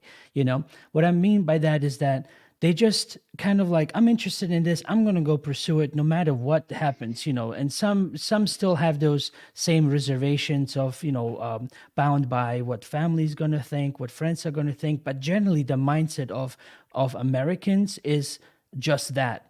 And at least as a foreigner, being an immigrant to the United States. So they don't have these things to where you closely care about what is your neighbor going to think that you've known for 30 years? What is your friends going to think? What are all these other people going to think once you want to step outside that bubble? So generally, it's always good to just kind of go along to get along. At least my impression during that mentality that was happening in the late 90s, that is not generally happening in the United States, at least with people here. I mean, in the United States, you will find every variety on the planet. And I've been, quite to quite a lot of places in my 20 years that I've been here. And so I think it's just the shift of mentality has happened in the United States a long time ago. So that final end result is to where you have things like this, to where I'm sitting in Arkansas, United States, talking to people about aliens, and like we just talked about, topics of cow mutilations or cattle mutilations and so on. Whereas in Europe, that would be kind of borderline crazy, and people still want to talk about it because there's some channels that I found online that are in German, but they're very reserved about it, always kind of trying to stick to the let's represent this in the most normal way possible so that it doesn't sound too crazy. But some of the experiences cannot be explained in a normal way. They just absolutely are crazy, And so anyway, this is just my take on it. It's not based on any kind of science, but just having lived on two different spots and having experienced cultures in different ways, that is the first thing that jumps out at me, to give you my opinion about that. Hmm. Okay, because it really struck me as something very odd, I have to say. Right. But yeah, maybe it's the mentality. It's possible. And maybe one last topic. Sure. Billy Meyer. Yeah. It's a bit of a polarizing one, I guess. Very much. Because Very much.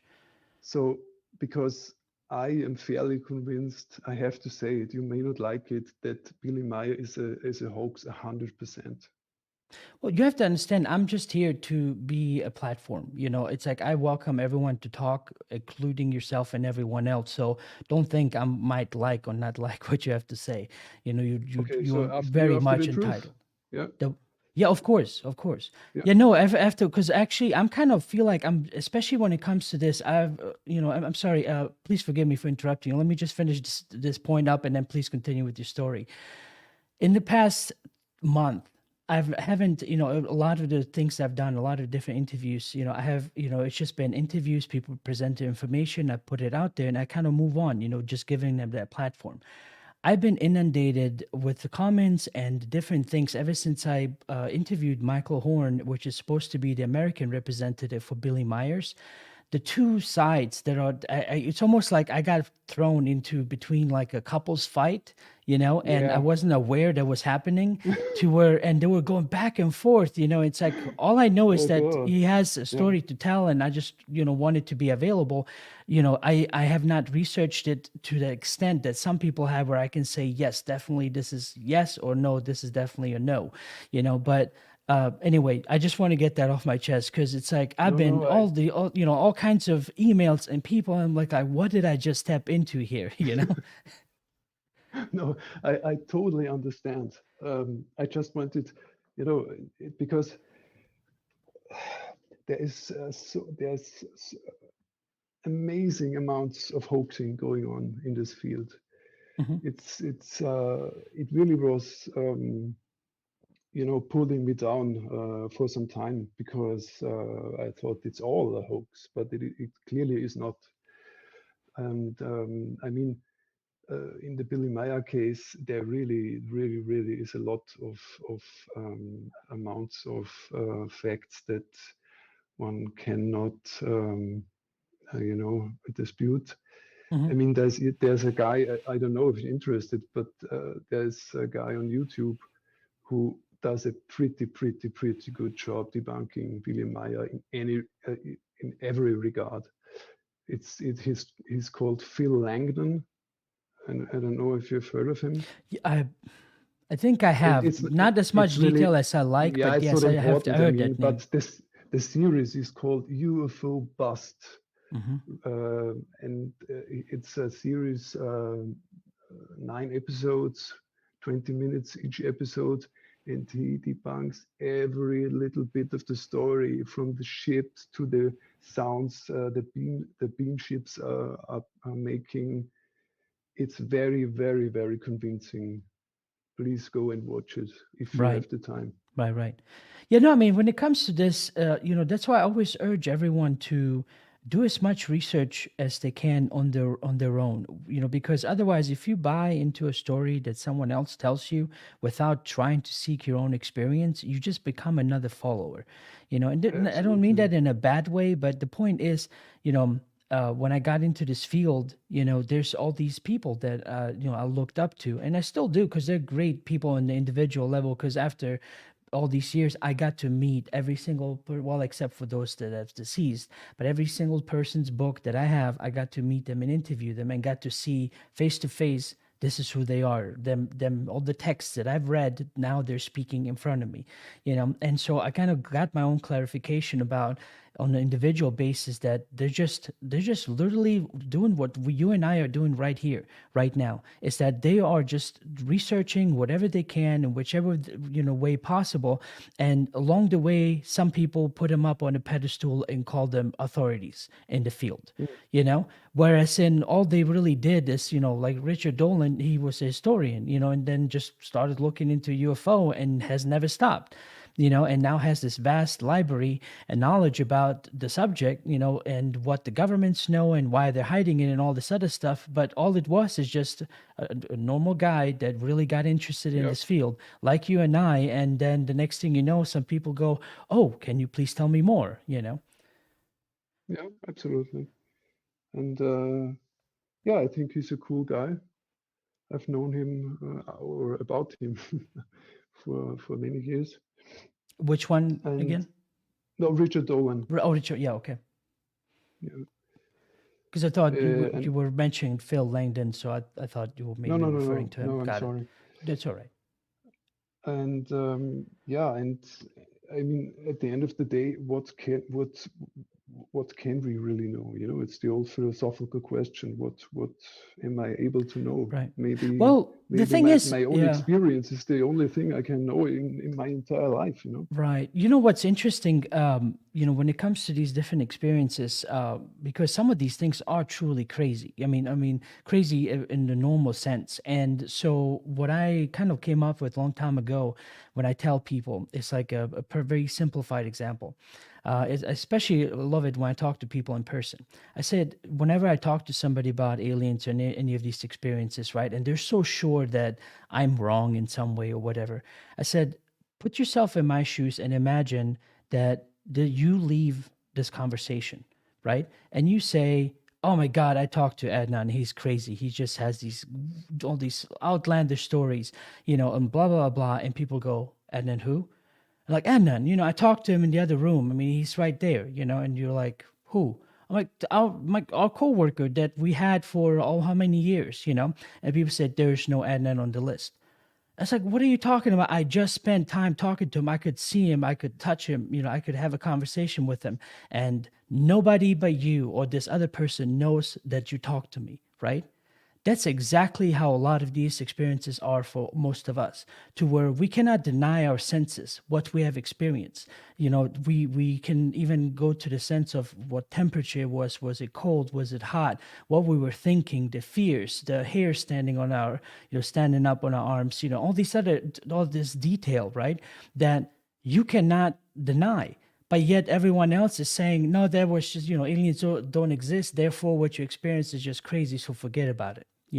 And that's the challenge that comes in, that some people give into that, and they just say, well, I guess I must be going crazy. What do I do? And they start seeking out help and start taking pills and all these other things, whereas in many others, including myself, took other routes to say, well, you know what? I can't prove what I experienced, but I can keep trying to seek it. And I went down that rabbit hole a long time ago. And when I found out what I found out, I mean, it just changes your life to where you get to a point to where, like, buddy, I do not care if you believe me or not. All I know is that this is happening to me, and it's a big story in my life. If you want to partake, you're welcome. If not, have a good day. Nice knowing you. Yeah, absolutely, absolutely.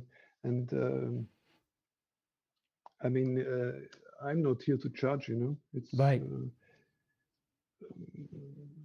And I mean, this whole UFO alien topic. I mean, in reality, it's a huge scientific anomaly. So, what can you say if scientists, or when scientists are not interested in the topic, because it's Right. such an enormous anomaly. It's most of the scientists won't even touch it with a 10,000 kilometer pole. Right. So Well, did you catch the beginning of the open lines when I first started out? I'm not sure. Are you watching this also live by any chance, or you just No, over I'm Telegram? sorry. I'm just listening. That's fine. That's fine. I was just going to say, well, I started out with Pentagon acknowledging this triangular pyramid-looking UFO having been captured by the Navy as something that they recorded, and so that's a huge paradigm shift when you all of a sudden have governments, not approve, but recognize that this is happening. So before it would have been like, haha, you crazy, Yep. just stop it, No, but now when you that's have true. governments coming out, you're like, okay, you represent a large mass of people and you just admitted that there's UFOs, and you don't want to get into details. That would be a different story, but it's changing, It's I got you. But on the other hand, when you think about what was his name, Major Kehoe. Have you seen the early interviews of Kehoe? Just refresh my memory, please. He was That wasn't the swamp gas guy, was it? it was this guy in the military. I guess he gave his first interviews. I think in the 50s. I know, right? I just Major can't. I know. Kehoe. Yeah, it sounds very familiar. I just any kind of detail is Yeah, blank and right now. But please continue. watch the videos and ask yourself what has really changed in all those decades. I fear not a lot. Right. Not a lot. I fear not a lot. And we're making small steps, but there are steps in the right direction, but we have a long Right. way to go. Well, see, here's the thing. Long way to go when it comes to wanting everyone else to kind of be on the same page, where most of us have been for years. But if you pursue it on your own, like for example, like Roddy and I mean Rody, Roddy. I'm misspelling the name like crazy. The point is, knowledge can be gained without needing government to tell you what it is, or anyone else. You can make connections on your own. But then here's the thing. The information you find out is going to be so vastly different to what most people consider normal, that you just kind of have to be okay that for a while, whatever you learn, you're going to be the only one that kind of knows about it, and stop trying to kind of get everyone else to be on the same page as you are. Because some of the stories that I have to explain to my what I call my normie friends, there's no way I can. They would just tune out immediately. But it's not just like a simple experience. Oh, this happened, believe me. There's so much more knowledge and information. I mean, it's to the point of why you are here. What is it about these molecules? Why was it put together in the way that it's put together? Why do you have the solar system work in the way it does? I mean, you receive so much knowledge to where you go like, well, if I'm going crazy, this is some really outlandish imagination I'm having. And the best part about right, but the best part about these things is that you can then go out and then read what science knows at this point, and you find things that they're talking about, like science, whether most people realize it or not.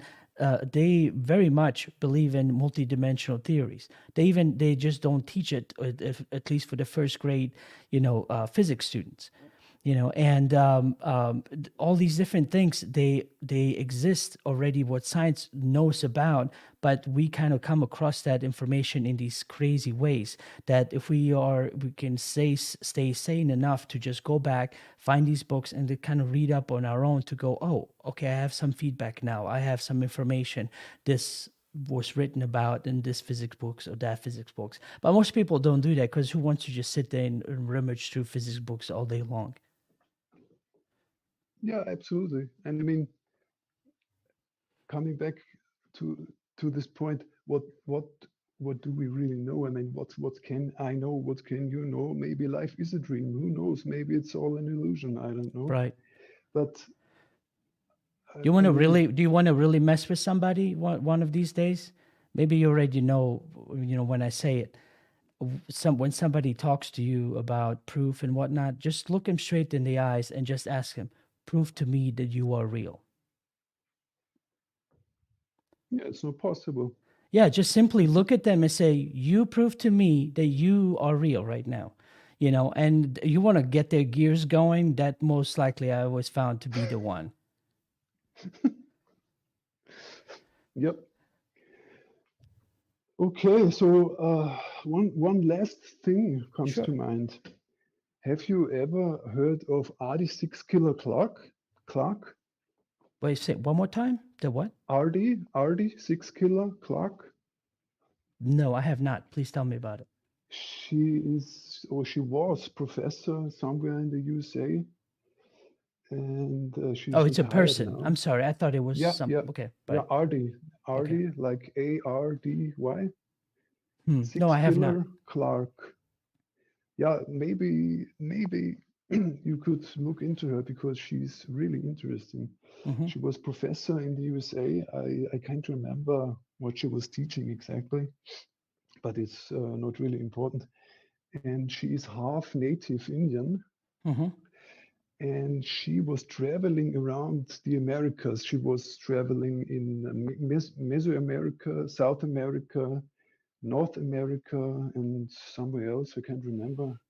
And she was talking to the native people about their lore, about the sky gods. Mm-hmm. And she wrote four books. I read them all. I read them, many times actually, some of them. And I also talked to her. And maybe her health is not the best, but I would advise to look into her, because although her books are, anecdotal, people are just telling their stories. It's the culture and their belief in the sky gods. But those four books are the most compelling books I've read in my entire life. No video, no interview with this and that. Nothing was more important to me than these few books. They are really, really interesting. And although they are only anecdotal, they're the most convincing books I've read in my Right. entire life. And when I read those four books, I quit the topic altogether. I stopped researching UFOs. It was all gone, because those four books did it for me. Can you just give me real quick, like, did it for you in which way? What do you mean? Like you were done with the subject, or they just told you about something that you were not aware of? No, it was building up over the last years. I was a bit frustrated. I felt there's so much hoaxing going on, and I was researching hoaxes. And I thought, oh my God, this is so much BS. And then, I stumbled. I don't know how I don't even remember. Maybe I heard. Maybe she was on coast to coast AM sometime. I don't remember. And then I thought, wow, this woman really, really sounds interesting. And then I ordered my first book on Kindle, maybe, or on paperback. I can't remember. And I read it from start to finish. And I was amazed, really. Those stories, I tell you, those stories are something. And you have to believe it. I mean, at least this is how I see it. I had to believe it, although they are just anecdotes, just people talking to her about what they experienced and what their forefathers experienced with the sky gods. And this is all implemented in their culture. It's not I like, see. Okay. it's not Right. like a regular guy telling you this and that, like, okay, you don't know, can you believe it or not? But this is so convincing, and it's all interwoven into the culture, from the gods that regularly come down from the heavens, and they also have friendships with those alien gods. It's really something. Right. Makes you think, if this is all crazy, then what made all those people go crazy way back when, right? Why come up with such an elaborate story? Totally. And again, I'm 100% convinced that at least this is partially true. Maybe not everything, and there is absolutely no proof. She cannot prove it. I cannot prove it to you. There is no proof. But when you reading these books, it really stirred me up inside. I was very emotional, and because those stories, it's not only about the sky gods. It's about the Spaniards, coming from Europe to South America, killing a lot of people, kids. Wow, there's so much crazy things going on, and it really sounds absolutely convincing. And Right. I even wanted to translate one of her books, but I didn't have the time then, so I stopped it. Yeah, I will check it out. I will re-listen. You can tell I'm really I will energetic re-listen again for the name, about to and how you spelled it out. So I'll see what I can find. Yeah, it's RDY, and then 6 killer, like killing 6 killer Clark. Got it. Okay. Well, thank you very much for sharing your story. And it's what, close to 4 a.m. Where you're at now? Yeah. Time to go to bed. All right. Well, thank you very much for spending your evening or night with me. I appreciate it. Pleasure. Okay. All right. Well, yeah. Tune in next time. Next Wednesday, we should be going live again. But then again, it would mean you staying up late again. Yeah, well, maybe. Let's see. All right. Okay. All Bye. right. Well, thanks. You take care. Bye, you too. All right. Bye. Okay. So let me see here. So, anyone still watching, thank you very much. I appreciate it. And please join us on Telegram and just pop in. You can listen there, or if you would like to speak to me, just raise your hand in Telegram, and I know you want to talk, and we'll have a conversation going. It's close to going on an hour and 53 minutes, but it's all right. I'll sit tight, and we'll see how far we can take it. I don't know how much more I can go, but hey, riveting story just re-energizes and keeps one going. So anyway, so please like this video if you like it, share it, and it helps with the algorithm just to get YouTube's algorithm woken up and saying, hey, there's something interesting that someone else might be interested to watch. So, but yeah, so next person. Oh, okay, BC, you're next, but I see there's two that I know very well, Bernie and Nathan. So I don't know if they're interested to talk, and but if they are, then they can just raise their hand. Otherwise, I don't want to bother them. But they're close to friends of mine, so I guess they just wanted to tune in. But welcome everyone. I appreciate you being here. All right, BC, I'm going to unmute you and unmute yourself as well before you start speaking, please. Hi, Edna. Hey, how are you? Cool, man. As I say, calling from South Africa. It's also very, very late here. Hope the accent's okay.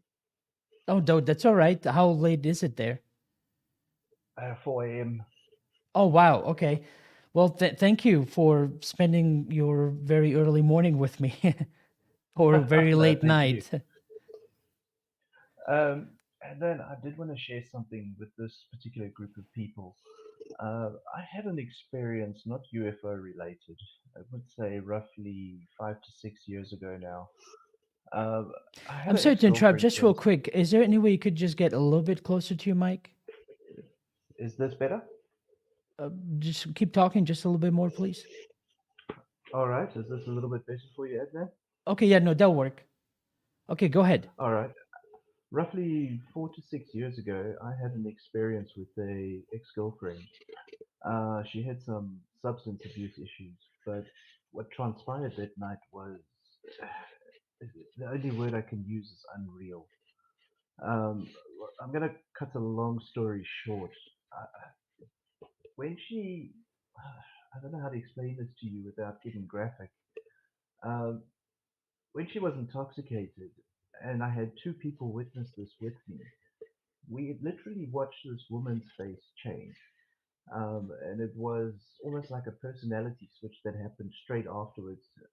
And it's just the most disturbing thing to see. Uh, the question I have around this is if anybody else has experienced anything like this, and I don't mean from movies. I mean if they've actually heard of anyone that's seen something like this. It's bugged me for a long time, and I can't think of any other community to ask. Well, I mean, that is very interesting. I've known some people have told me before about I don't know this particularly this would be linked to let's say being heavily intoxicated on some substance or alcohol or whatever that occurs. But I mean, some of the things I've experienced, I wouldn't be surprised at all. The only question is then trying to exactly figure out what is going on and why that change occurred. I don't know if that is very interesting. Yeah, I've had people where certain people when they were channeling like a haze and like another phase would kind of cover theirs, and you would see it would be someone or something else coming through, but that's not related to the experience you just described. Yeah, I mean, I don't know what type of listeners we have, so I don't want to go into too much detail because it's horrendously frightening. I mean, But you're more than welcome to share it however you would like to share it. I'm hoping that everyone, has the, um, has the courage to sit through it. yeah, I mean, it's very strange, and it's not like this etheric thing, and it's not like a dream state. This was as if someone's standing next to you, and you literally watched a person's face change. Hmm. And what was strange about it, it was like, ah, this is going to sound like a science fiction movie, but it wasn't that. How do I put it? It wasn't that vivid, but you could clearly see like something running under the skin almost. That's the only way to describe it. I don't know if that was the case. I don't know. I'm just saying that's visually, that's how it looked. Um, and like I say, it was 5 years ago, but I mean, it's just what amazed me is as soon as that happened, the personality change was like that of a lunatic. I mean, she just went absolutely insane. And what amazed me is that two other people witnessed this with me. So it's not like my imagination or making something up. Hmm. Uh, I must say, it's just sat with me for a very long time. And then, unfortunately, it's not like I can go back to this girl now and sort of ask her how she's doing because shortly, I can't say shortly, but a year or two after that, she passed away Mm. from the substance abuse issues. Um, but just that particular incident, I can't get it out of my mind because at the time of that happening, just to use a spiritual term, it was like my heart center was took a knock. I'm sorry, And the the what took a emotional, knock? your heart chakra, Oh, okay. your heart center, and at the same time, you got like all this emotion stuck in your head. And it was just from that incident. I mean, I'm not a particularly emotional person, but you know, yeah, learning to love. I've thought about that, but I mean, I don't want to say it is because I don't know. Well, you see, so I know there's going to be, well, since we're talking about out there, so the only thing I'm trying to relate for what I have experienced to see if this would, again, this would have to be a personal experience to then kind of see what's going on and to have a better understanding.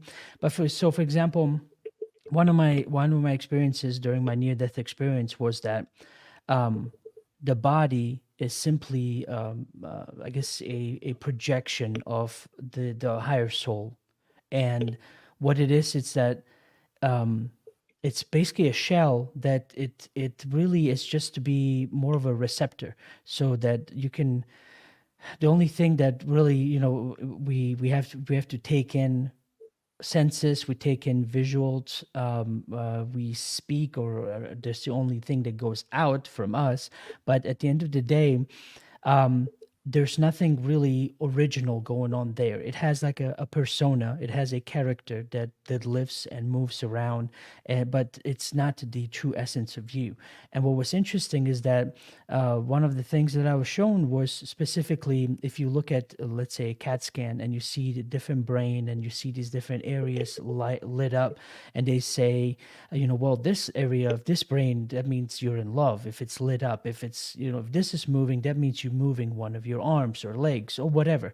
And so then, because of that, they make the conclusion that, well, of course, all the commands come from there, and therefore everything that's in the brain, your soul, your essence, it has to be there. But what was shown is actually, it's what it is these different areas lighting up is just a side effect of the original spiritual command given. And so if you're supposed to move in a certain way, go do certain things, your brain lights up, because that's the part that it's almost like, imagine having a controller, right? And you know that if I hit the up button on the control and the character in the computer is moving forward, the character moving forward, and the control, that's the physical aspects of this game. But the true movement, the true essence behind all of that is the controller, which is you, the true essence of you, right? Well, these different energies, you can, sometimes people confuse it as, what do you call them? I'm drawing a blank. It's sometimes when if they had a near-death experience and they come back and they're entirely different. Walk-ins, as people have often described them as walk-ins, and they say this person totally changed their personality. They're not the same person as they remember, and all these other things. Well, that's like a mild version of your overall soul going about its changing the way in which it wants to go in life. So original plan was for you to be born, go about your business doing one thing, and then this one particular event happens, and then you have a chance to entirely flip 180 and go in a different direction, while it's still in essence the same soul but now playing out a different game. Well, these different energies, they can, it depends on how they come through, they can change your body to whatever it is that you want it to be. And a lot of times, in people that have multiple personality disorders, as they call them that, but it's, I don't think that that's actually what's going on, but that's a different subject. You would literally, studies have been done to where one person in particularly would have, one set of, color eyes, and then the next personality would have a different color eyes, and make changes to that drastically, to that extent. And, there's a whole field that can be studies regarding these, multiple personality disorders, because miraculous things happen. I mean, things to where one has an illness or disease where the other one doesn't. And so, that depending on how the energy comes through, and it's possible through intoxication and different things that you can mess with it. It's kind of like you trying to play a game on your computer and you press up, but a virus or something is causing it to jerk around and run around in circles. You know what I mean? And so, just from personal experience, if any Yeah. of this that I just said makes sense to you, I can see where something like that could potentially happen. Now, of course, having to be there and really being more involved to figure out why exactly it happened, that's when it would have been easier if she tried to follow up on it and trying to figure it out more, or maybe you as to research it more. But other than that, it'll always just be another experience that was just crazy to witness. Yeah, I mean, just to elaborate on what you said there, she did suffer extremely badly with bipolar disorder. Hmm. And yeah, she was medicated for that as well. So you can imagine the effect of what are they called? SSRIs and alcohol. Terrible. Right. Yeah, you But kind of, because you're not, because then it makes it difficult for the vessel to kind of translate the original commands. That's when you just go all haywire, and perceived as crazy to the rest of the people, not realizing you're, because you can, because I don't know if you watch some of the other videos and talks that I've given, some of the original, I was basically like Hawaiian baby woodruff seeds and acid and LSD and DMT and all of that stuff. It was things that came to my life at that time and at that moment. And so I was basically, I guess it was these 7 particular events for me to have to kind of undertake. And there's so much, so many things that happen under these different influences that if you're not careful, I mean, you can definitely short circuit something in your brain. yeah, I mean, just going to your DMT. I mean, I've always heard that sort of don't look for ayahuasca; it sort of looks for you, but we'll refer to it as Right. DMT. Right. And what I find interesting about that is when I speak to people about DMT, first of all, there's not too many people in the mainstream today that really understand or know what DMT is. Yet when I say exposed, I mean sort of brought to my attention. It sort of was exposed to me when I was 15, and I've never ever followed this up. And when I start sort of, there was a podcast you did where you spoke about connecting the dots. Hmm. And, when I look at all these things and eventually sort of culminating in that event with this ex-girlfriend, I'm starting to think maybe I do need to have a trip. Sorry, a trip meaning to some shaman. Right. Um, you know, it's like, I don't know, because to see something like that in the physical, not some waking dream, it's absolutely frightening. There's just no other word. Right. Well, that's, Bradley, that's definitely, oh, it is Bradley, right? Just don't want to Yeah, call you yeah, the wrong that's name. correct. Okay, good deal. I'm sorry. I don't want to attribute a different name to you. Yeah, I mean, You know, it's always fun to talk about and reflect on things like that, but it's you know, it's the hard part of going down that rabbit hole trying to figure out what exactly happened that could sometimes you could spend a lifetime trying. Yeah, no, I realize it's like asking you is also. I do realize I'm asking an opinion at the end of the day. Right, right. No, of Um, course. Yeah, I hope that's understandable for everyone listening, you know, because every experience is very, very subjective. yeah, it's all individualized. However, if someone has shared something, it's quite nice to find common ground and sort of have that as a starting point. Right. That's why I thought I would mention it. But yeah, in all honesty, I hope nobody has to experience that in their lives because, yeah, it's just something I wouldn't want to spread around. Right. Well, I mean, at the same time, nothing does happen by accident. So whatever you needed to witness and experience from that, it did occur for a very, very deliberate reason. That it's just up to you to figure out what it is. Yeah, I mean, and then I'm a very sort of logical person. I'm not really a creative person at all. Mm. But I remember it was about a year ago. I was listening to one of your videos you uploaded on YouTube, and you were talking about owls.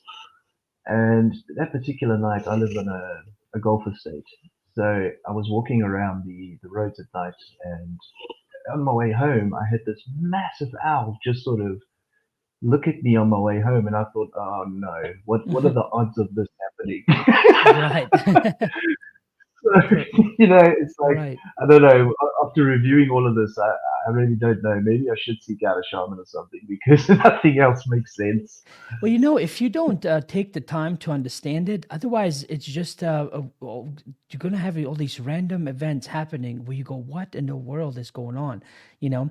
But if you start to understand about symbolism and what different things mean and why they're happening, I mean, in a sense, we're constantly dreaming. Even now, this is what we consider a waking dream. So, of course, you don't have to be dreaming to be given certain symbols. So, simply just being awake, you know, being awake and going about your business, something can occur to where it's like, oh, I just got my confirmation for this, you know. Because you never, it comes in all these different ways. I mean, I have a lot of them. I just, for some weird reason, not one single one is popping into my head. I'm sure it'll come to me, but it's important to just spend the time. Otherwise you're just kind of running on this hamster wheel and just constantly going, why is this happening? Why? I don't understand. You just keep asking why as it keeps occurring to you, and here you are still, 10, 15, 30 years later going, why? And spirit eventually should just grab down and like, listen to me. you know Yeah. No, you're quite right.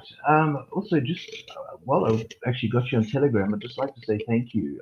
2 weeks ago, we were sharing about some story in chat, and you said to me, Brad, maybe you're just following, instead of actually doing the work, maybe you just want to hear the next story.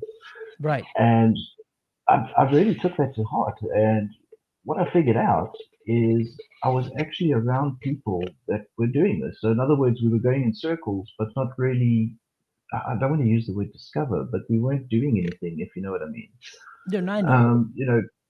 It was just literally passing on stories. And since I cut that off, it's very strange how certain things just unfold. Um, but yeah, no, just following this conversation, I think I'm definitely gonna look at something because when I look back on my life, there's a lot of stuff that needs dot connection. Right. Well, for me it was because I always, if you've seen some of the videos, how long I've been into this. But when I turned 25, and that was one of those points to where, okay, I can do this constantly and behind closed doors in the shadows, and secretly read all these books and go to a library and then never ever talk to anybody, in person, or say something publicly, or I can simply just, try to go down this path to find out what is going on. Because at the end of the day, I almost like, before I even had any of these experiences, I could, before I had the near death experience, this was me looking, as I said, I'm a quarter of a century old now, if I were on my deathbed and thinking back, would I be okay with not looking into this and going down the path, or would I be okay with just sitting back going, oh, I have all these things I wanted to do and really wanted to talk about, but I didn't tell anyone else because I was too afraid. It's like, is that what I want on my deathbed?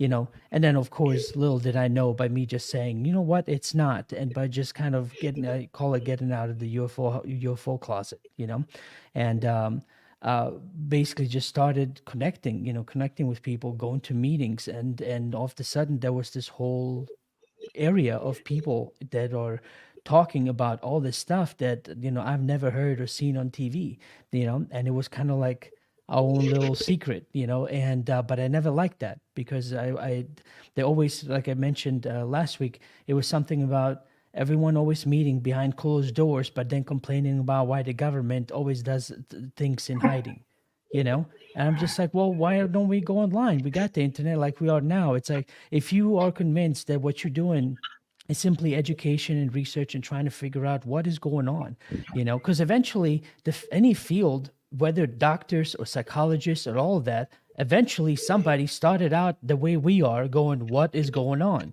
right? And then went down the path of trying to figure it out, and then discovered molecules and all these other things that we eventually know as science. And then you have the whole field of psychology. At one point, they were also sitting there going like, this is crazy. What's up with this? Yeah, well, let's take Terence McKenna as an example. I mean, Yeah. the man's taking some mushrooms, and all of a sudden, some wonderful cures and ideas just flow. Right. Exactly. Yeah, no, it's just there's one other thing I think I should share. It's a more of a positive one, rather than this. Hold on, you to me, still this negative. you went quiet again. If there's any way possible, Oh, if you just be a sorry. bit louder, I'd appreciate it. Is that better? Yes, please continue. All right. Sorry about that. I'll share one more story, and then I'll let the others have a chance. Um, I do want to share this because it's also one that I haven't figured out yet. When I was in my teenage years, I was rather going down sort of a wrong path in terms of substances, and particularly substance abuse. And I'll never forget, I came home from work one day and I literally passed out. I just walked in the house, literally went to bed. It was 5 o'clock in the afternoon. And I had the most vivid dream I've had in my life. It was, dare I say, a lucid dream, where I was basically told, excuse me, stop what you're doing right now and look after your mother. Mm-hmm. And it was weird. From that day, I couldn't touch anything for years or years or years. Not a cigarette, not alcohol, not nothing. And it stuck with me. And that was, I mean, what? I'm nearly 40. So that was 22 years ago.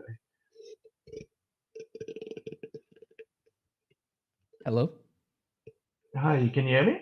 Yes, there was. Are you holding onto a cup by any chance, or some plastic? No, It no, seems I'm like... using a silly laptop for communication. Oh, okay. I just felt there was some kind of like somebody's rubbing two cups together. That's what it sounded like for a second.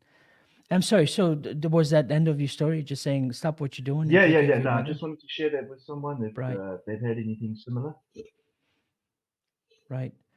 Yeah, I mean, if there were, I'm sure, I don't know if you're also watching the chat, if somebody could, also engage with what you were saying, you might get more feedback that way. But, I mean, um, it's just, sometimes, just information that we always think that we want, we always want it to be this loud, booming voice from the sky, and a lot of times it's very subtle. It's very subtle. You even confuse it for afterthought sometime, but then it turns out to be, the most profound a thought or an inkling you had that changed your life at that point, but you don't know it at that moment, and a lot of times people just always just, wait and say, well, I haven't heard that big, loud, booming voice in the sky that tells me go do this, you know, and just ignored 20, 50 other things they've gotten throughout the day, not realizing that's what a message would come through and what a message would look like. Yeah, I mean, and then just to elaborate on that, I mean, in my case, it was a big, loud voice from the sky, Right, just well, not in right, right. physical reality. And when I say a big, loud voice, it scared the living hell out of me. My mother literally called the priest in to bless my bedroom. I didn't want to go back in there. So it was, there was just this energy about the place in the bedroom. And I mean, again, I'm not a religious person. I'm not a creative person. I'm a very logical person. And I'll tell you one thing, for me to not go back in there and get a priest in the house, number one, I can tell you, I was, oh, excuse my French, I was shit Right, scared. right. Oh no, I understand. Well, if you might have heard me talk about this, it's like these, you know, these energies that, for one, if you don't even believe in them and you think it's just something hippies do, do this, being aware of these chakras and energies and things like that, then it's going to be more difficult for you trying to understand the bigger picture, because these different energies have this effect on the body. And again, if you listen to some of the things I said, you might understand what I'm talking about. They have these different effects on the body to where, when your body perceives it, it's almost doesn't know what to do with them, because we always look for an external threat, for your eyes to see, for your ears to hear, for you to just be very much aware of, okay, there's a threat and it's coming from this direction. When the body is sensing some change in such ways, but cannot see where it's coming from, it can often be misconstrued by you, by there's this you know evil or dark or whatever energy coming through, when instead it's just your body trying to deal with something that it's sensing but not knowing how to deal with it. Because like I often said, I mean, yeah, when you smack somebody, yeah, they know what to do with it. It's like, just don't get smacked in the same spot again and you'll get better. If you get a cut, give it a week or two and it'll heal. But when you all of a sudden have an energy shift in that way to where your spine is almost like tingling, that's when your body goes like, something's happening, I don't know what, but the best thing for me to do is go into fight or flight, because that's what I'm trained to do, because that's what the body is designed to do, is to survive in any way possible. And especially during that time, it's more difficult to trying to especially, as you said, did you say what, shit scared?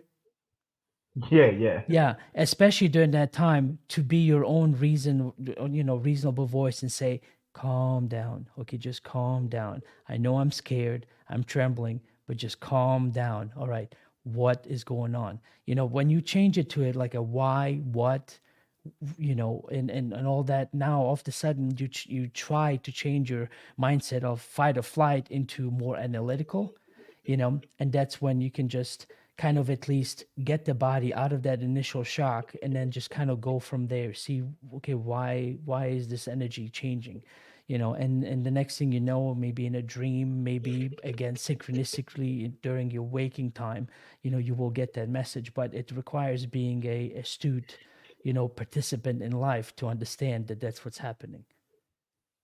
Yeah, look, that's something I need to work on. But Adam, look, I don't want to take up everybody's time. If somebody else needs to have a go, let them go. Thank you Yeah, so much. yeah, I no problem, appreciate it. Bradley. Thanks very much. I appreciate it. And if we're still around, you're still there, I'd love to continue it. Otherwise, I'll see who else wants to raise a hand and chit chat. Cool. Thanks very much. No, thank you.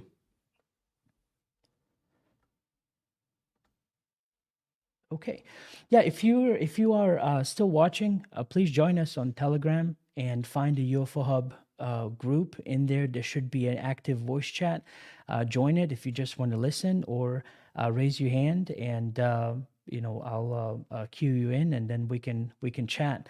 Um, I haven't been chatting very much in the group chat, and I hope you guys are, exchanging ideas, discussing whatever you would like to talk about. But it's during this open lines is when I'm generally not taking any questions from there. And the other time, like during a guest and whatnot, I always look for you type in those three little stars following by the sentence or the question that you have. That way I know, okay, it's time to ask the guest. This is what you would like the guest to answer. But during these open lines, I'm just concentrating very much on Telegram and just chatting with all of you and listen to your stories. And It's kind of like I guess call it a public UFO meeting. And as I've mentioned in the very beginning, for those who are not expecting this, I made it clear that I have no guest, no particular topic. It's just basically me hanging out online with all of you.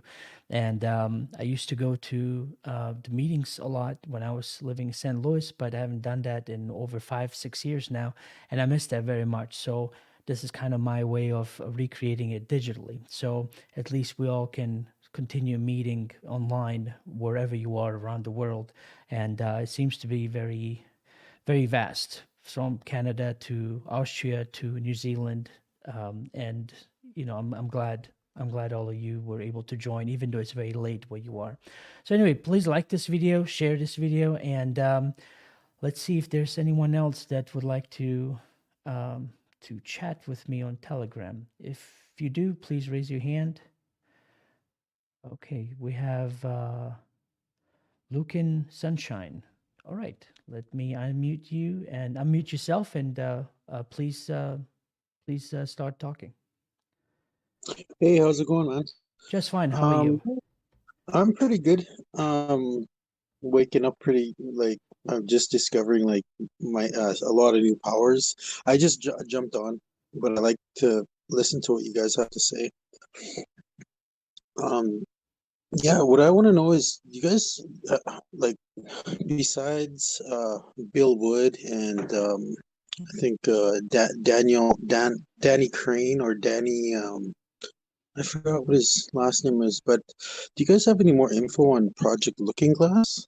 Does anybody?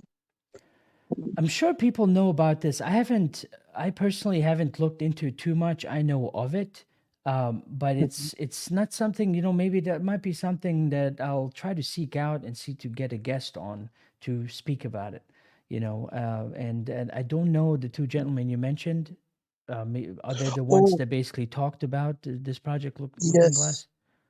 Yes, they were on Project Camelot, Carrie Cassidy. Oh, okay. Um long time ago, around 10 Right, years ago, 12, 13 years ago, I think. right. His name is Dan Burish. That's what his name was, Dan Burish. Okay. Yeah, I'll see to reach out and see, because usually the way, I mean, it's very straightforward. I try to find the best contact info I can. I just simply say, hey, I'm so and so. This is what I do. Would you like to talk to me? And a lot of them answer, and most of them don't. So, I'll definitely put that down on my list to maybe have somebody interviewed regarding that and speak more on that. I'm sure there's some other people that, like Carrie Cassidy, has covered that. So if you can't wait or don't want to wait, just go check out her stuff, and anyone else, I'm not the only source. There's Oh yeah, for sure. hundreds out there. So, if you're Yeah. looking for information, go find it. Don't sit around, wait for me to try to get everyone. So, Yes, for sure. Yes. I just having a hard time. Those are pretty much the only two interviews that talk about it. And right, David right, Wilcox says a bunch of stuff about it. right. Now the Project Looking Glass, refresh my memory again. Was that something where they This is this is where, okay, whoever was using the technology would see their future. right, Um, and then they would act based on that, or but it's not like they could yes, travel there. They would just see what's happening, like immediately happen. Like, yes, okay, that's what it was. Yeah, and like from 2012, it was all they could see was white. They couldn't see right. past I see. 2012. Yeah. Wasn't that also the speculation that that was kind of used by the higher ups and the really wealthy and the elite and the Yes. cabal, that basically kind of using that for their advantage, where all of us are just stuck dealing with the day to day things. Yes. Yes. That's where Okay, the two okay, timelines came from. Yeah, that's where the two timelines came from. There's timeline one and timeline two. right, But we are on timeline one now, so we are winning the fight. right. Yeah, no, that's yeah. I'll definitely look into that. And sometimes, like I said, it might take a while because there's a lot of Mhm. things that I have going on in the background, For emails. I sure. mean, there's There's tons of info out there on right, everything. It's awesome. right. Have you heard of the the the what is the Sphinx in oh, I forget what place it's, but there's a Sphinx, and under it there was some chambers, Well, yeah, there's a video. Let me see here. Are you watching the channel by any chance on YouTube? I'm not. No, I'm just on UFO Hub. Okay. Uh, On the UFO channel. yeah. Okay. Let me see here.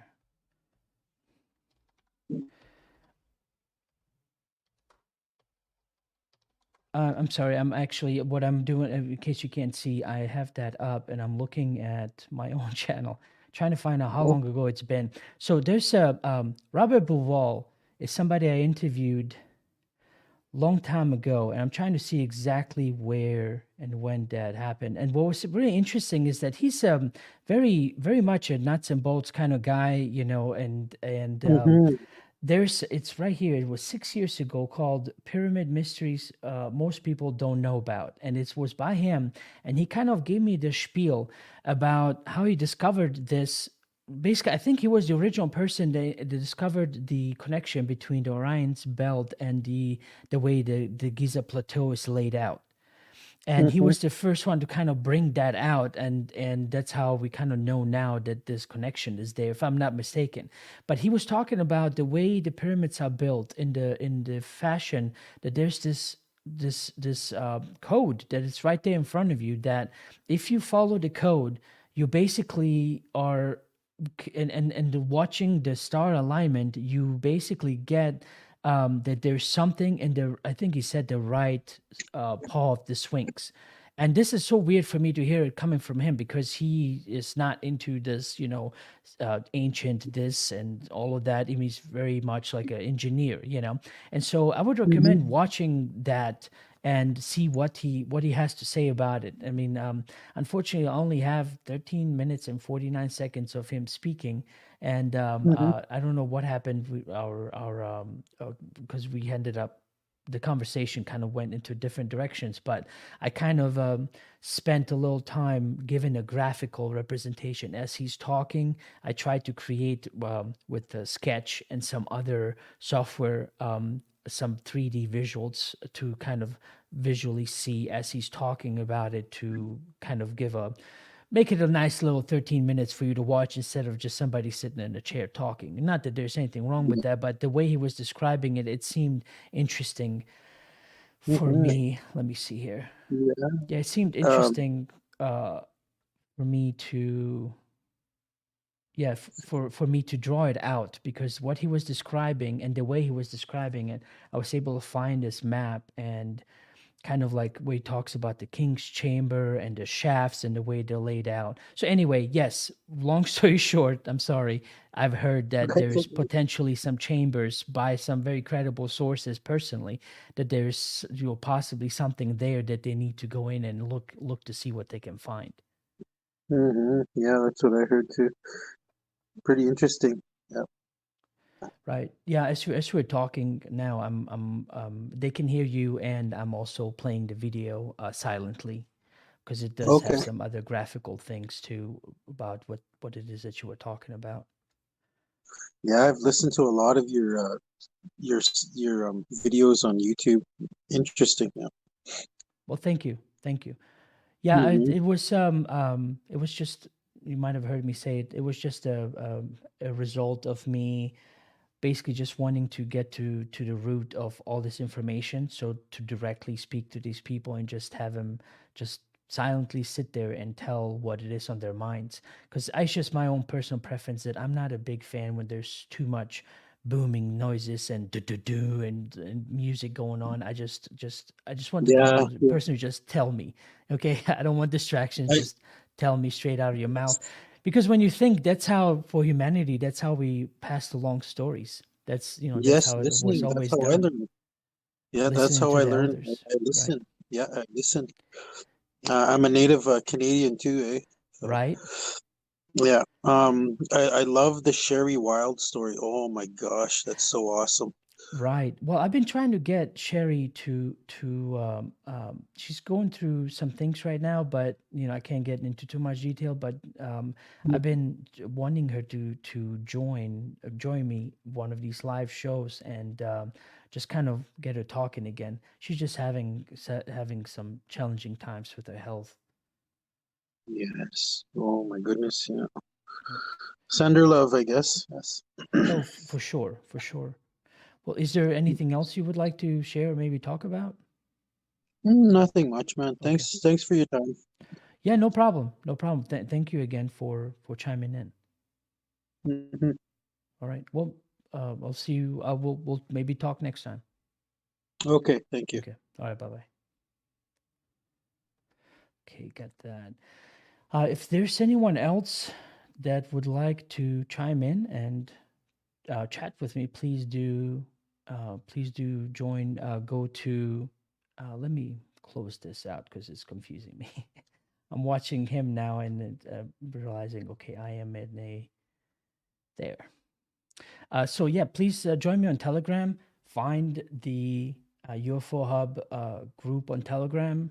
Simply join the group and then join the voice chat, and you'll be able to talk directly to me or with me. Carlos, would you like to come back on? As I was saying earlier, that coming back around again, and I appreciate you being patient and being on the whole time. Okay, good deal. Okay, if you just unmute yourself, and you should be good to go. Okay, hello there. Hi, back. I'm back. Good deal. So, yeah, I was just I was on the chat, just talking to a few of them and just chiming in here and there in terms of their questions or comments, and a lot, and everything that we've been listening also comes from people's points of views, or their consciousness or their mind.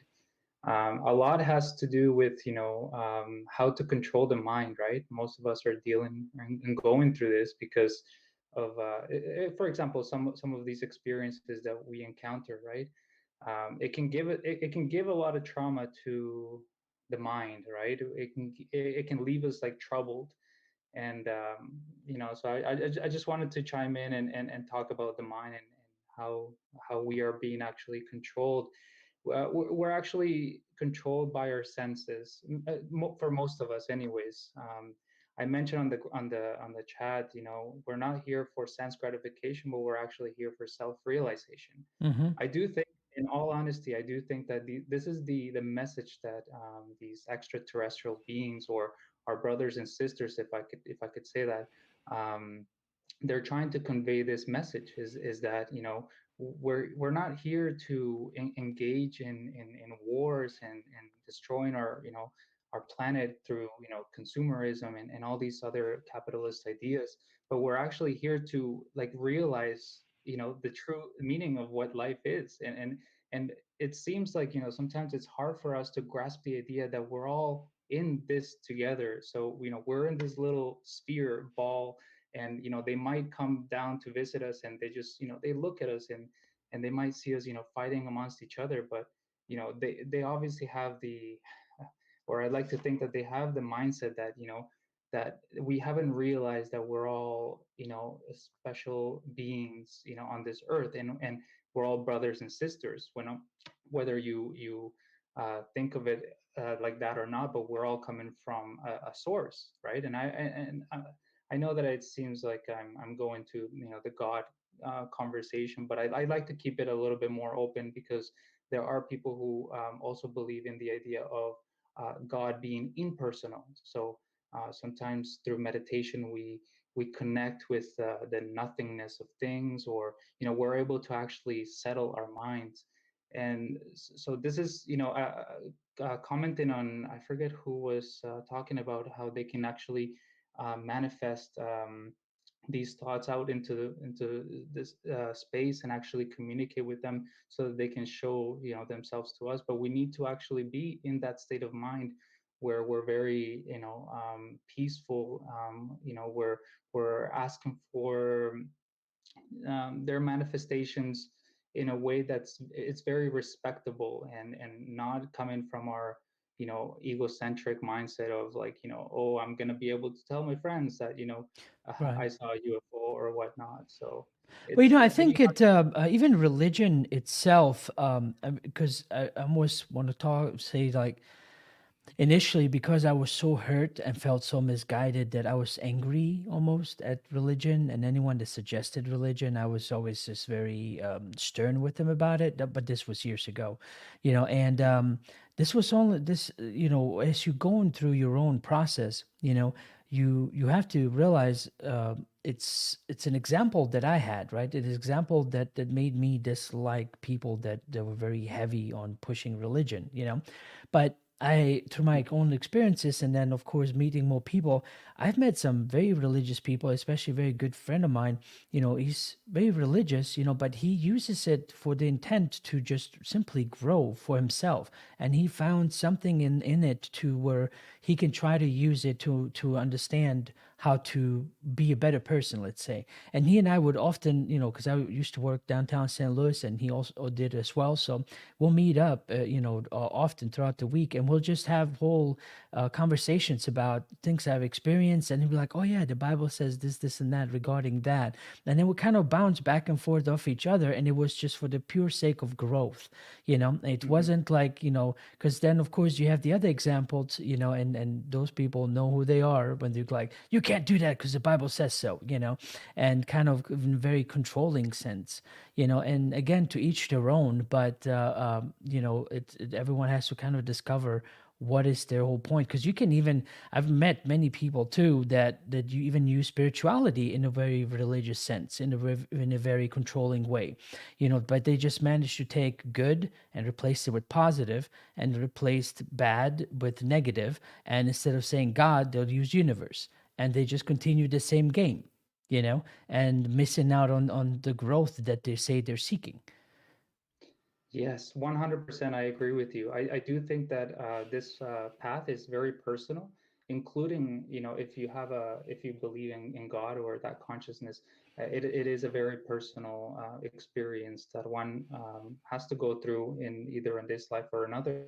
I did want to quote something that I put on the chat, and I said that religion without philosophy is sometimes fanatism, Hmm. fanatism, while philosophy without religion is mental speculation, because we're going off of what we just think things are. Now if these beings of outer space, or our friends or brothers and sisters, are trying to convey a message, we really have to dive deep into ourselves to see if we have it within us to be the receptors, right? So that's why I believe that they're not going out and trying to reach just anyone out there, but just the people who are able to receive the message and do something with it, right? So with the whole topic of religion and spirituality, I do think that there is a lot of sentiment, things that religion has produced, especially organized religions. I do see the good in religion, just because I practice. The thing is that a lot of people get discouraged from seeing other types of beliefs, or even cultures, how they practice other ways of life, because of this attitude that we've taken. It's a bit of a closed-mindedness. But the thing about it is that we have to at least give it a try to be able to say, yeah, this works for me, or this doesn't work for me. But having that open-mindedness, it can lead you to they say sky's the limit, but I say sky is not the limit, that there is way more above what we can perceive. And we're going off on talking about wanting to have these experiences in this lifetime. But what I'm going off on a limb here and saying that this is not all that there is. Once, and especially talking about near death experiences, people experience the other side. So uh, sometimes people say like this, life is just a dream, and we're the imagination of ourselves, or so on. I think Right, someone right. quoted this, but this is very true. I feel like this is it, right? I feel like we're in this dream that we call life, and the realness of it. But we're not meant we're meant to how do you say, ascend. We're meant to transcend this whatever reality that we're seeing through these lands. And so Well, that's where I would religion say or the option certainly is there. Mhm. No, that's all. I was just going to, I didn't mean to interrupt you. I was just Yeah, going to say, okay. I would say the option is definitely there because my point was I was in a similar way to where I thought this was something to kind of, I looked at it as instead of looking at this as part of growth and getting to a better understanding, I looked at it as that I need to get out of this. Like I need to go up to higher levels, as they sometimes say. And boy, I could not have been more wrong. Because I'm exactly where I need to be doing exactly what I need to be doing. Because this is what I chose to do, and it's basically it was the part of me that got caught up in this game that there's some kind of competition, that needed to get out of here as fast as possible. Yeah, yeah. So, I personally work with what I have because sometimes, we try going off about it with, like, for example, substances. And I mentioned on the chat that sometimes people take substances, and literally substance can mean anything that your body intakes. And that itself can alter your state of mind. And I don't Right. mean just like, your daily beer or Try cigarette. I having mean, 3 candy bars and then tell me how you feel mind wise. I mean, yeah, no, exactly right. I mean, you're right.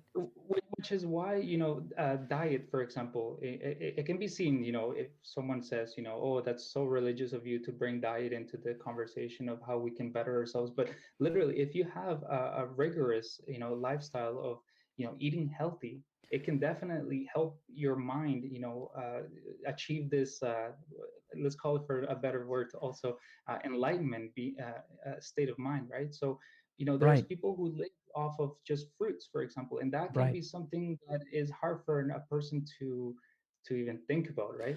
right. By the way, I'm gonna cut myself short here and just say that I think Bradley had a question for me on the chat. He raised his hand.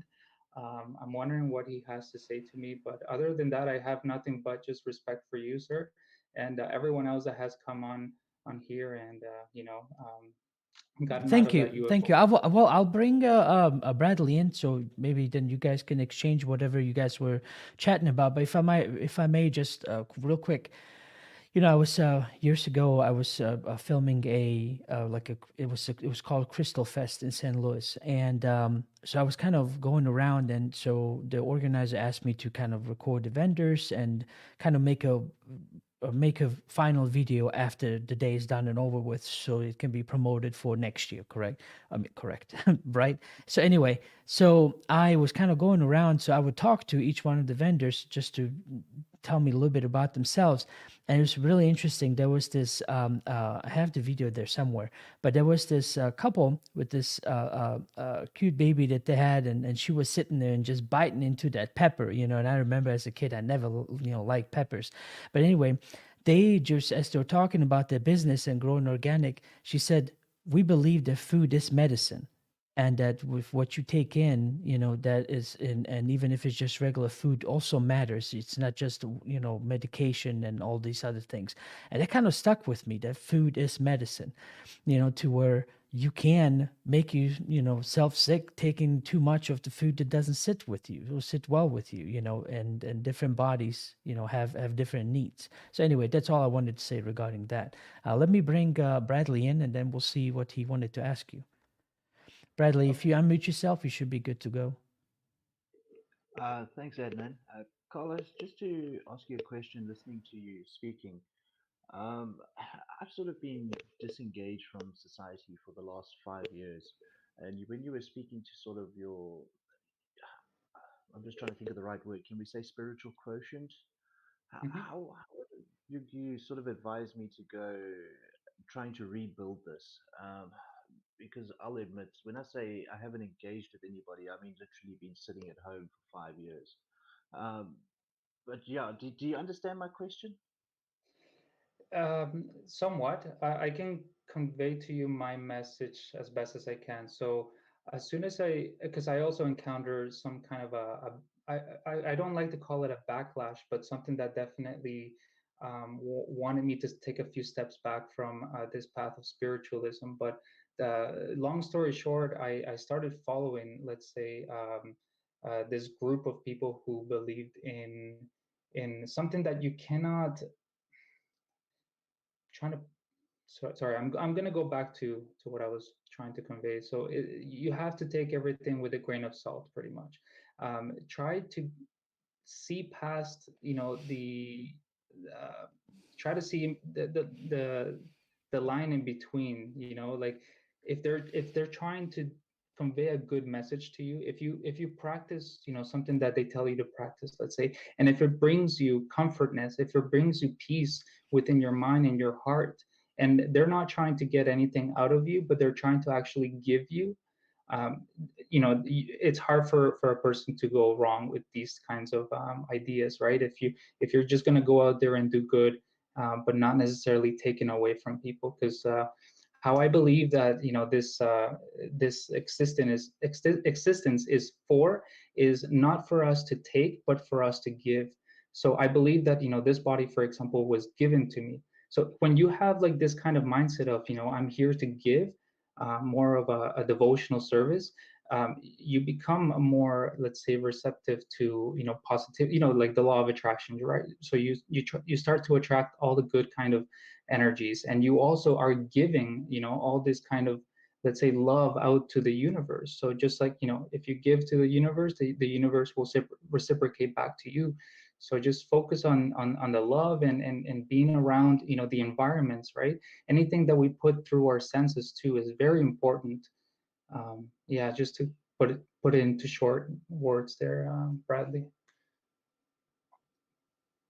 No, thanks, Carlos. I appreciate it. Yeah, as I say, just being disengaged. There's not too many people I could ask. And when I heard you speak, I thought, well, here's the opportunity. Appreciate it. Yeah, and it's easier for one to just step back and negate everything that comes to you, but then that's like closing down, the doors on opportunities, right? So that's why keeping that open mind is very good, because I believe that we have the free will to take in and let anything out that we don't necessarily want, or think that it's beneficial for us. And you'll start to see, the changes happening, literally like within moments or days, because like people will feel that energy, change within you. Like, for example, my family, they notice a huge change, from 5 years to who I am now. And you yourself will also feel it, and everyone around you. So best of luck with your journey, brother. Thanks very much, man. Appreciate it. Thank you, Ednan. But no problem. I'm glad you guys were able to connect. Initially, you know, um, I like to always have one person at a time, just so that it's not too many people talking. But having a smaller group like this, it actually works out great, because then you guys can talk to each other, and I don't mind, because the whole point is I am hanging out with you guys. I'm talking to you about whatever. If I know something, I'll tell you, and if you guys can exchange information like you just now did, then even better. And I guess I can be kind of like a online version of an international phone operator. Okay, let me see. So Carlos, was there anything else you wanted to talk about? Um, Not really, just to convey again the message of love. If you have a mother or a father, you're for example, the love that the mother has for you is, it's unconditional. People say, like to find love that's unconditional, you should really cherish that kind of love, and you should also know that that love itself is what we're truly here for, is to find the unconditional love. Like, here's my love to you, but I don't need anything back from you. Just I'm just here to serve, this consciousness, this universe, this, God, through its, whatever energy, material or spiritual. If you encounter spiritual beings, even if you encounter, the wrong type of beings, or, let's call them, for a better word, demonic, you should always stick to the light, stay in the light. And some people in the chat said that, they've had really bad encounters, and they've prayed, and that's it. If you go towards, the light, it will help you. God will help, and consciousness. So yeah, just go home and hug your, family members, a stranger on the street. Give love as how you can, And best of luck to everyone. Thank you so much for having me on the podcast, sir. I really appreciated you. You're welcome. Well, Carlos, thank you very much. I think that's a great message to sign off with. We're going close to 3 hours now. We're 8 minutes away. So I figured we can end it here. I appreciate you calling in. I hope next week on Wednesday that you might do the same, and we'll get to chat again. Of course, it's always I always would like the group to grow and more people to call in and just chat if they don't have someone to chat with, or just are curious to do it online during a live stream, whatever it is that they want to do. I hope they chime in like you did, and Bradley and some of the other ones as well. So again, thank you. And Carlos, thanks again. I'm going to mute you here so I can finish up on the main live stream. Okay. Well, thank you all. Thank you all very much. It was great. I appreciate you hanging around. And we're just next week again. I'm gonna do the same thing where I'll just basically be talking to all of you online, hanging out, and sharing stories. But this Friday, I'm having going back to just regular interviews again. It's a regular UFO Hub live stream. I'm going to have a Red Pill Junkie, and he's from, I believe, he's from Mexico, but I believe Mexico City specifically. And so we will be talking more about from the, I guess, the point of view of anyone else outside the United States, of what for example, especially as a researcher in Mexico, he'll be able to say or tell me more about how people think or look at the subject of UFOs from that point of view, because all we really have is just this American-centric way, which again is nothing wrong with that, but it's just it seems like we don't get too much information coming out of any of the other countries, other than maybe an occasional news flash of whatever country just released all their UFO files, and then we know about it for about a week, and then it all dies down again. So anyway, I'm hoping to get into more details with them about basically from our southern brothers and sisters and how they view the UFO subject. So tune in. It'll be live. You'll be able to, again, I'll leave some room for some questions. So in the chat, if you have some questions for Red Pill Junkie, I'll ask him of those once we're done talking and covering some of the subjects. But until Friday, thank you very much. Thank you all that have tuned in Telegram, that have tuned in online to watch the live stream. You guys enjoy the rest of your evening. Have a good night, and see you Friday.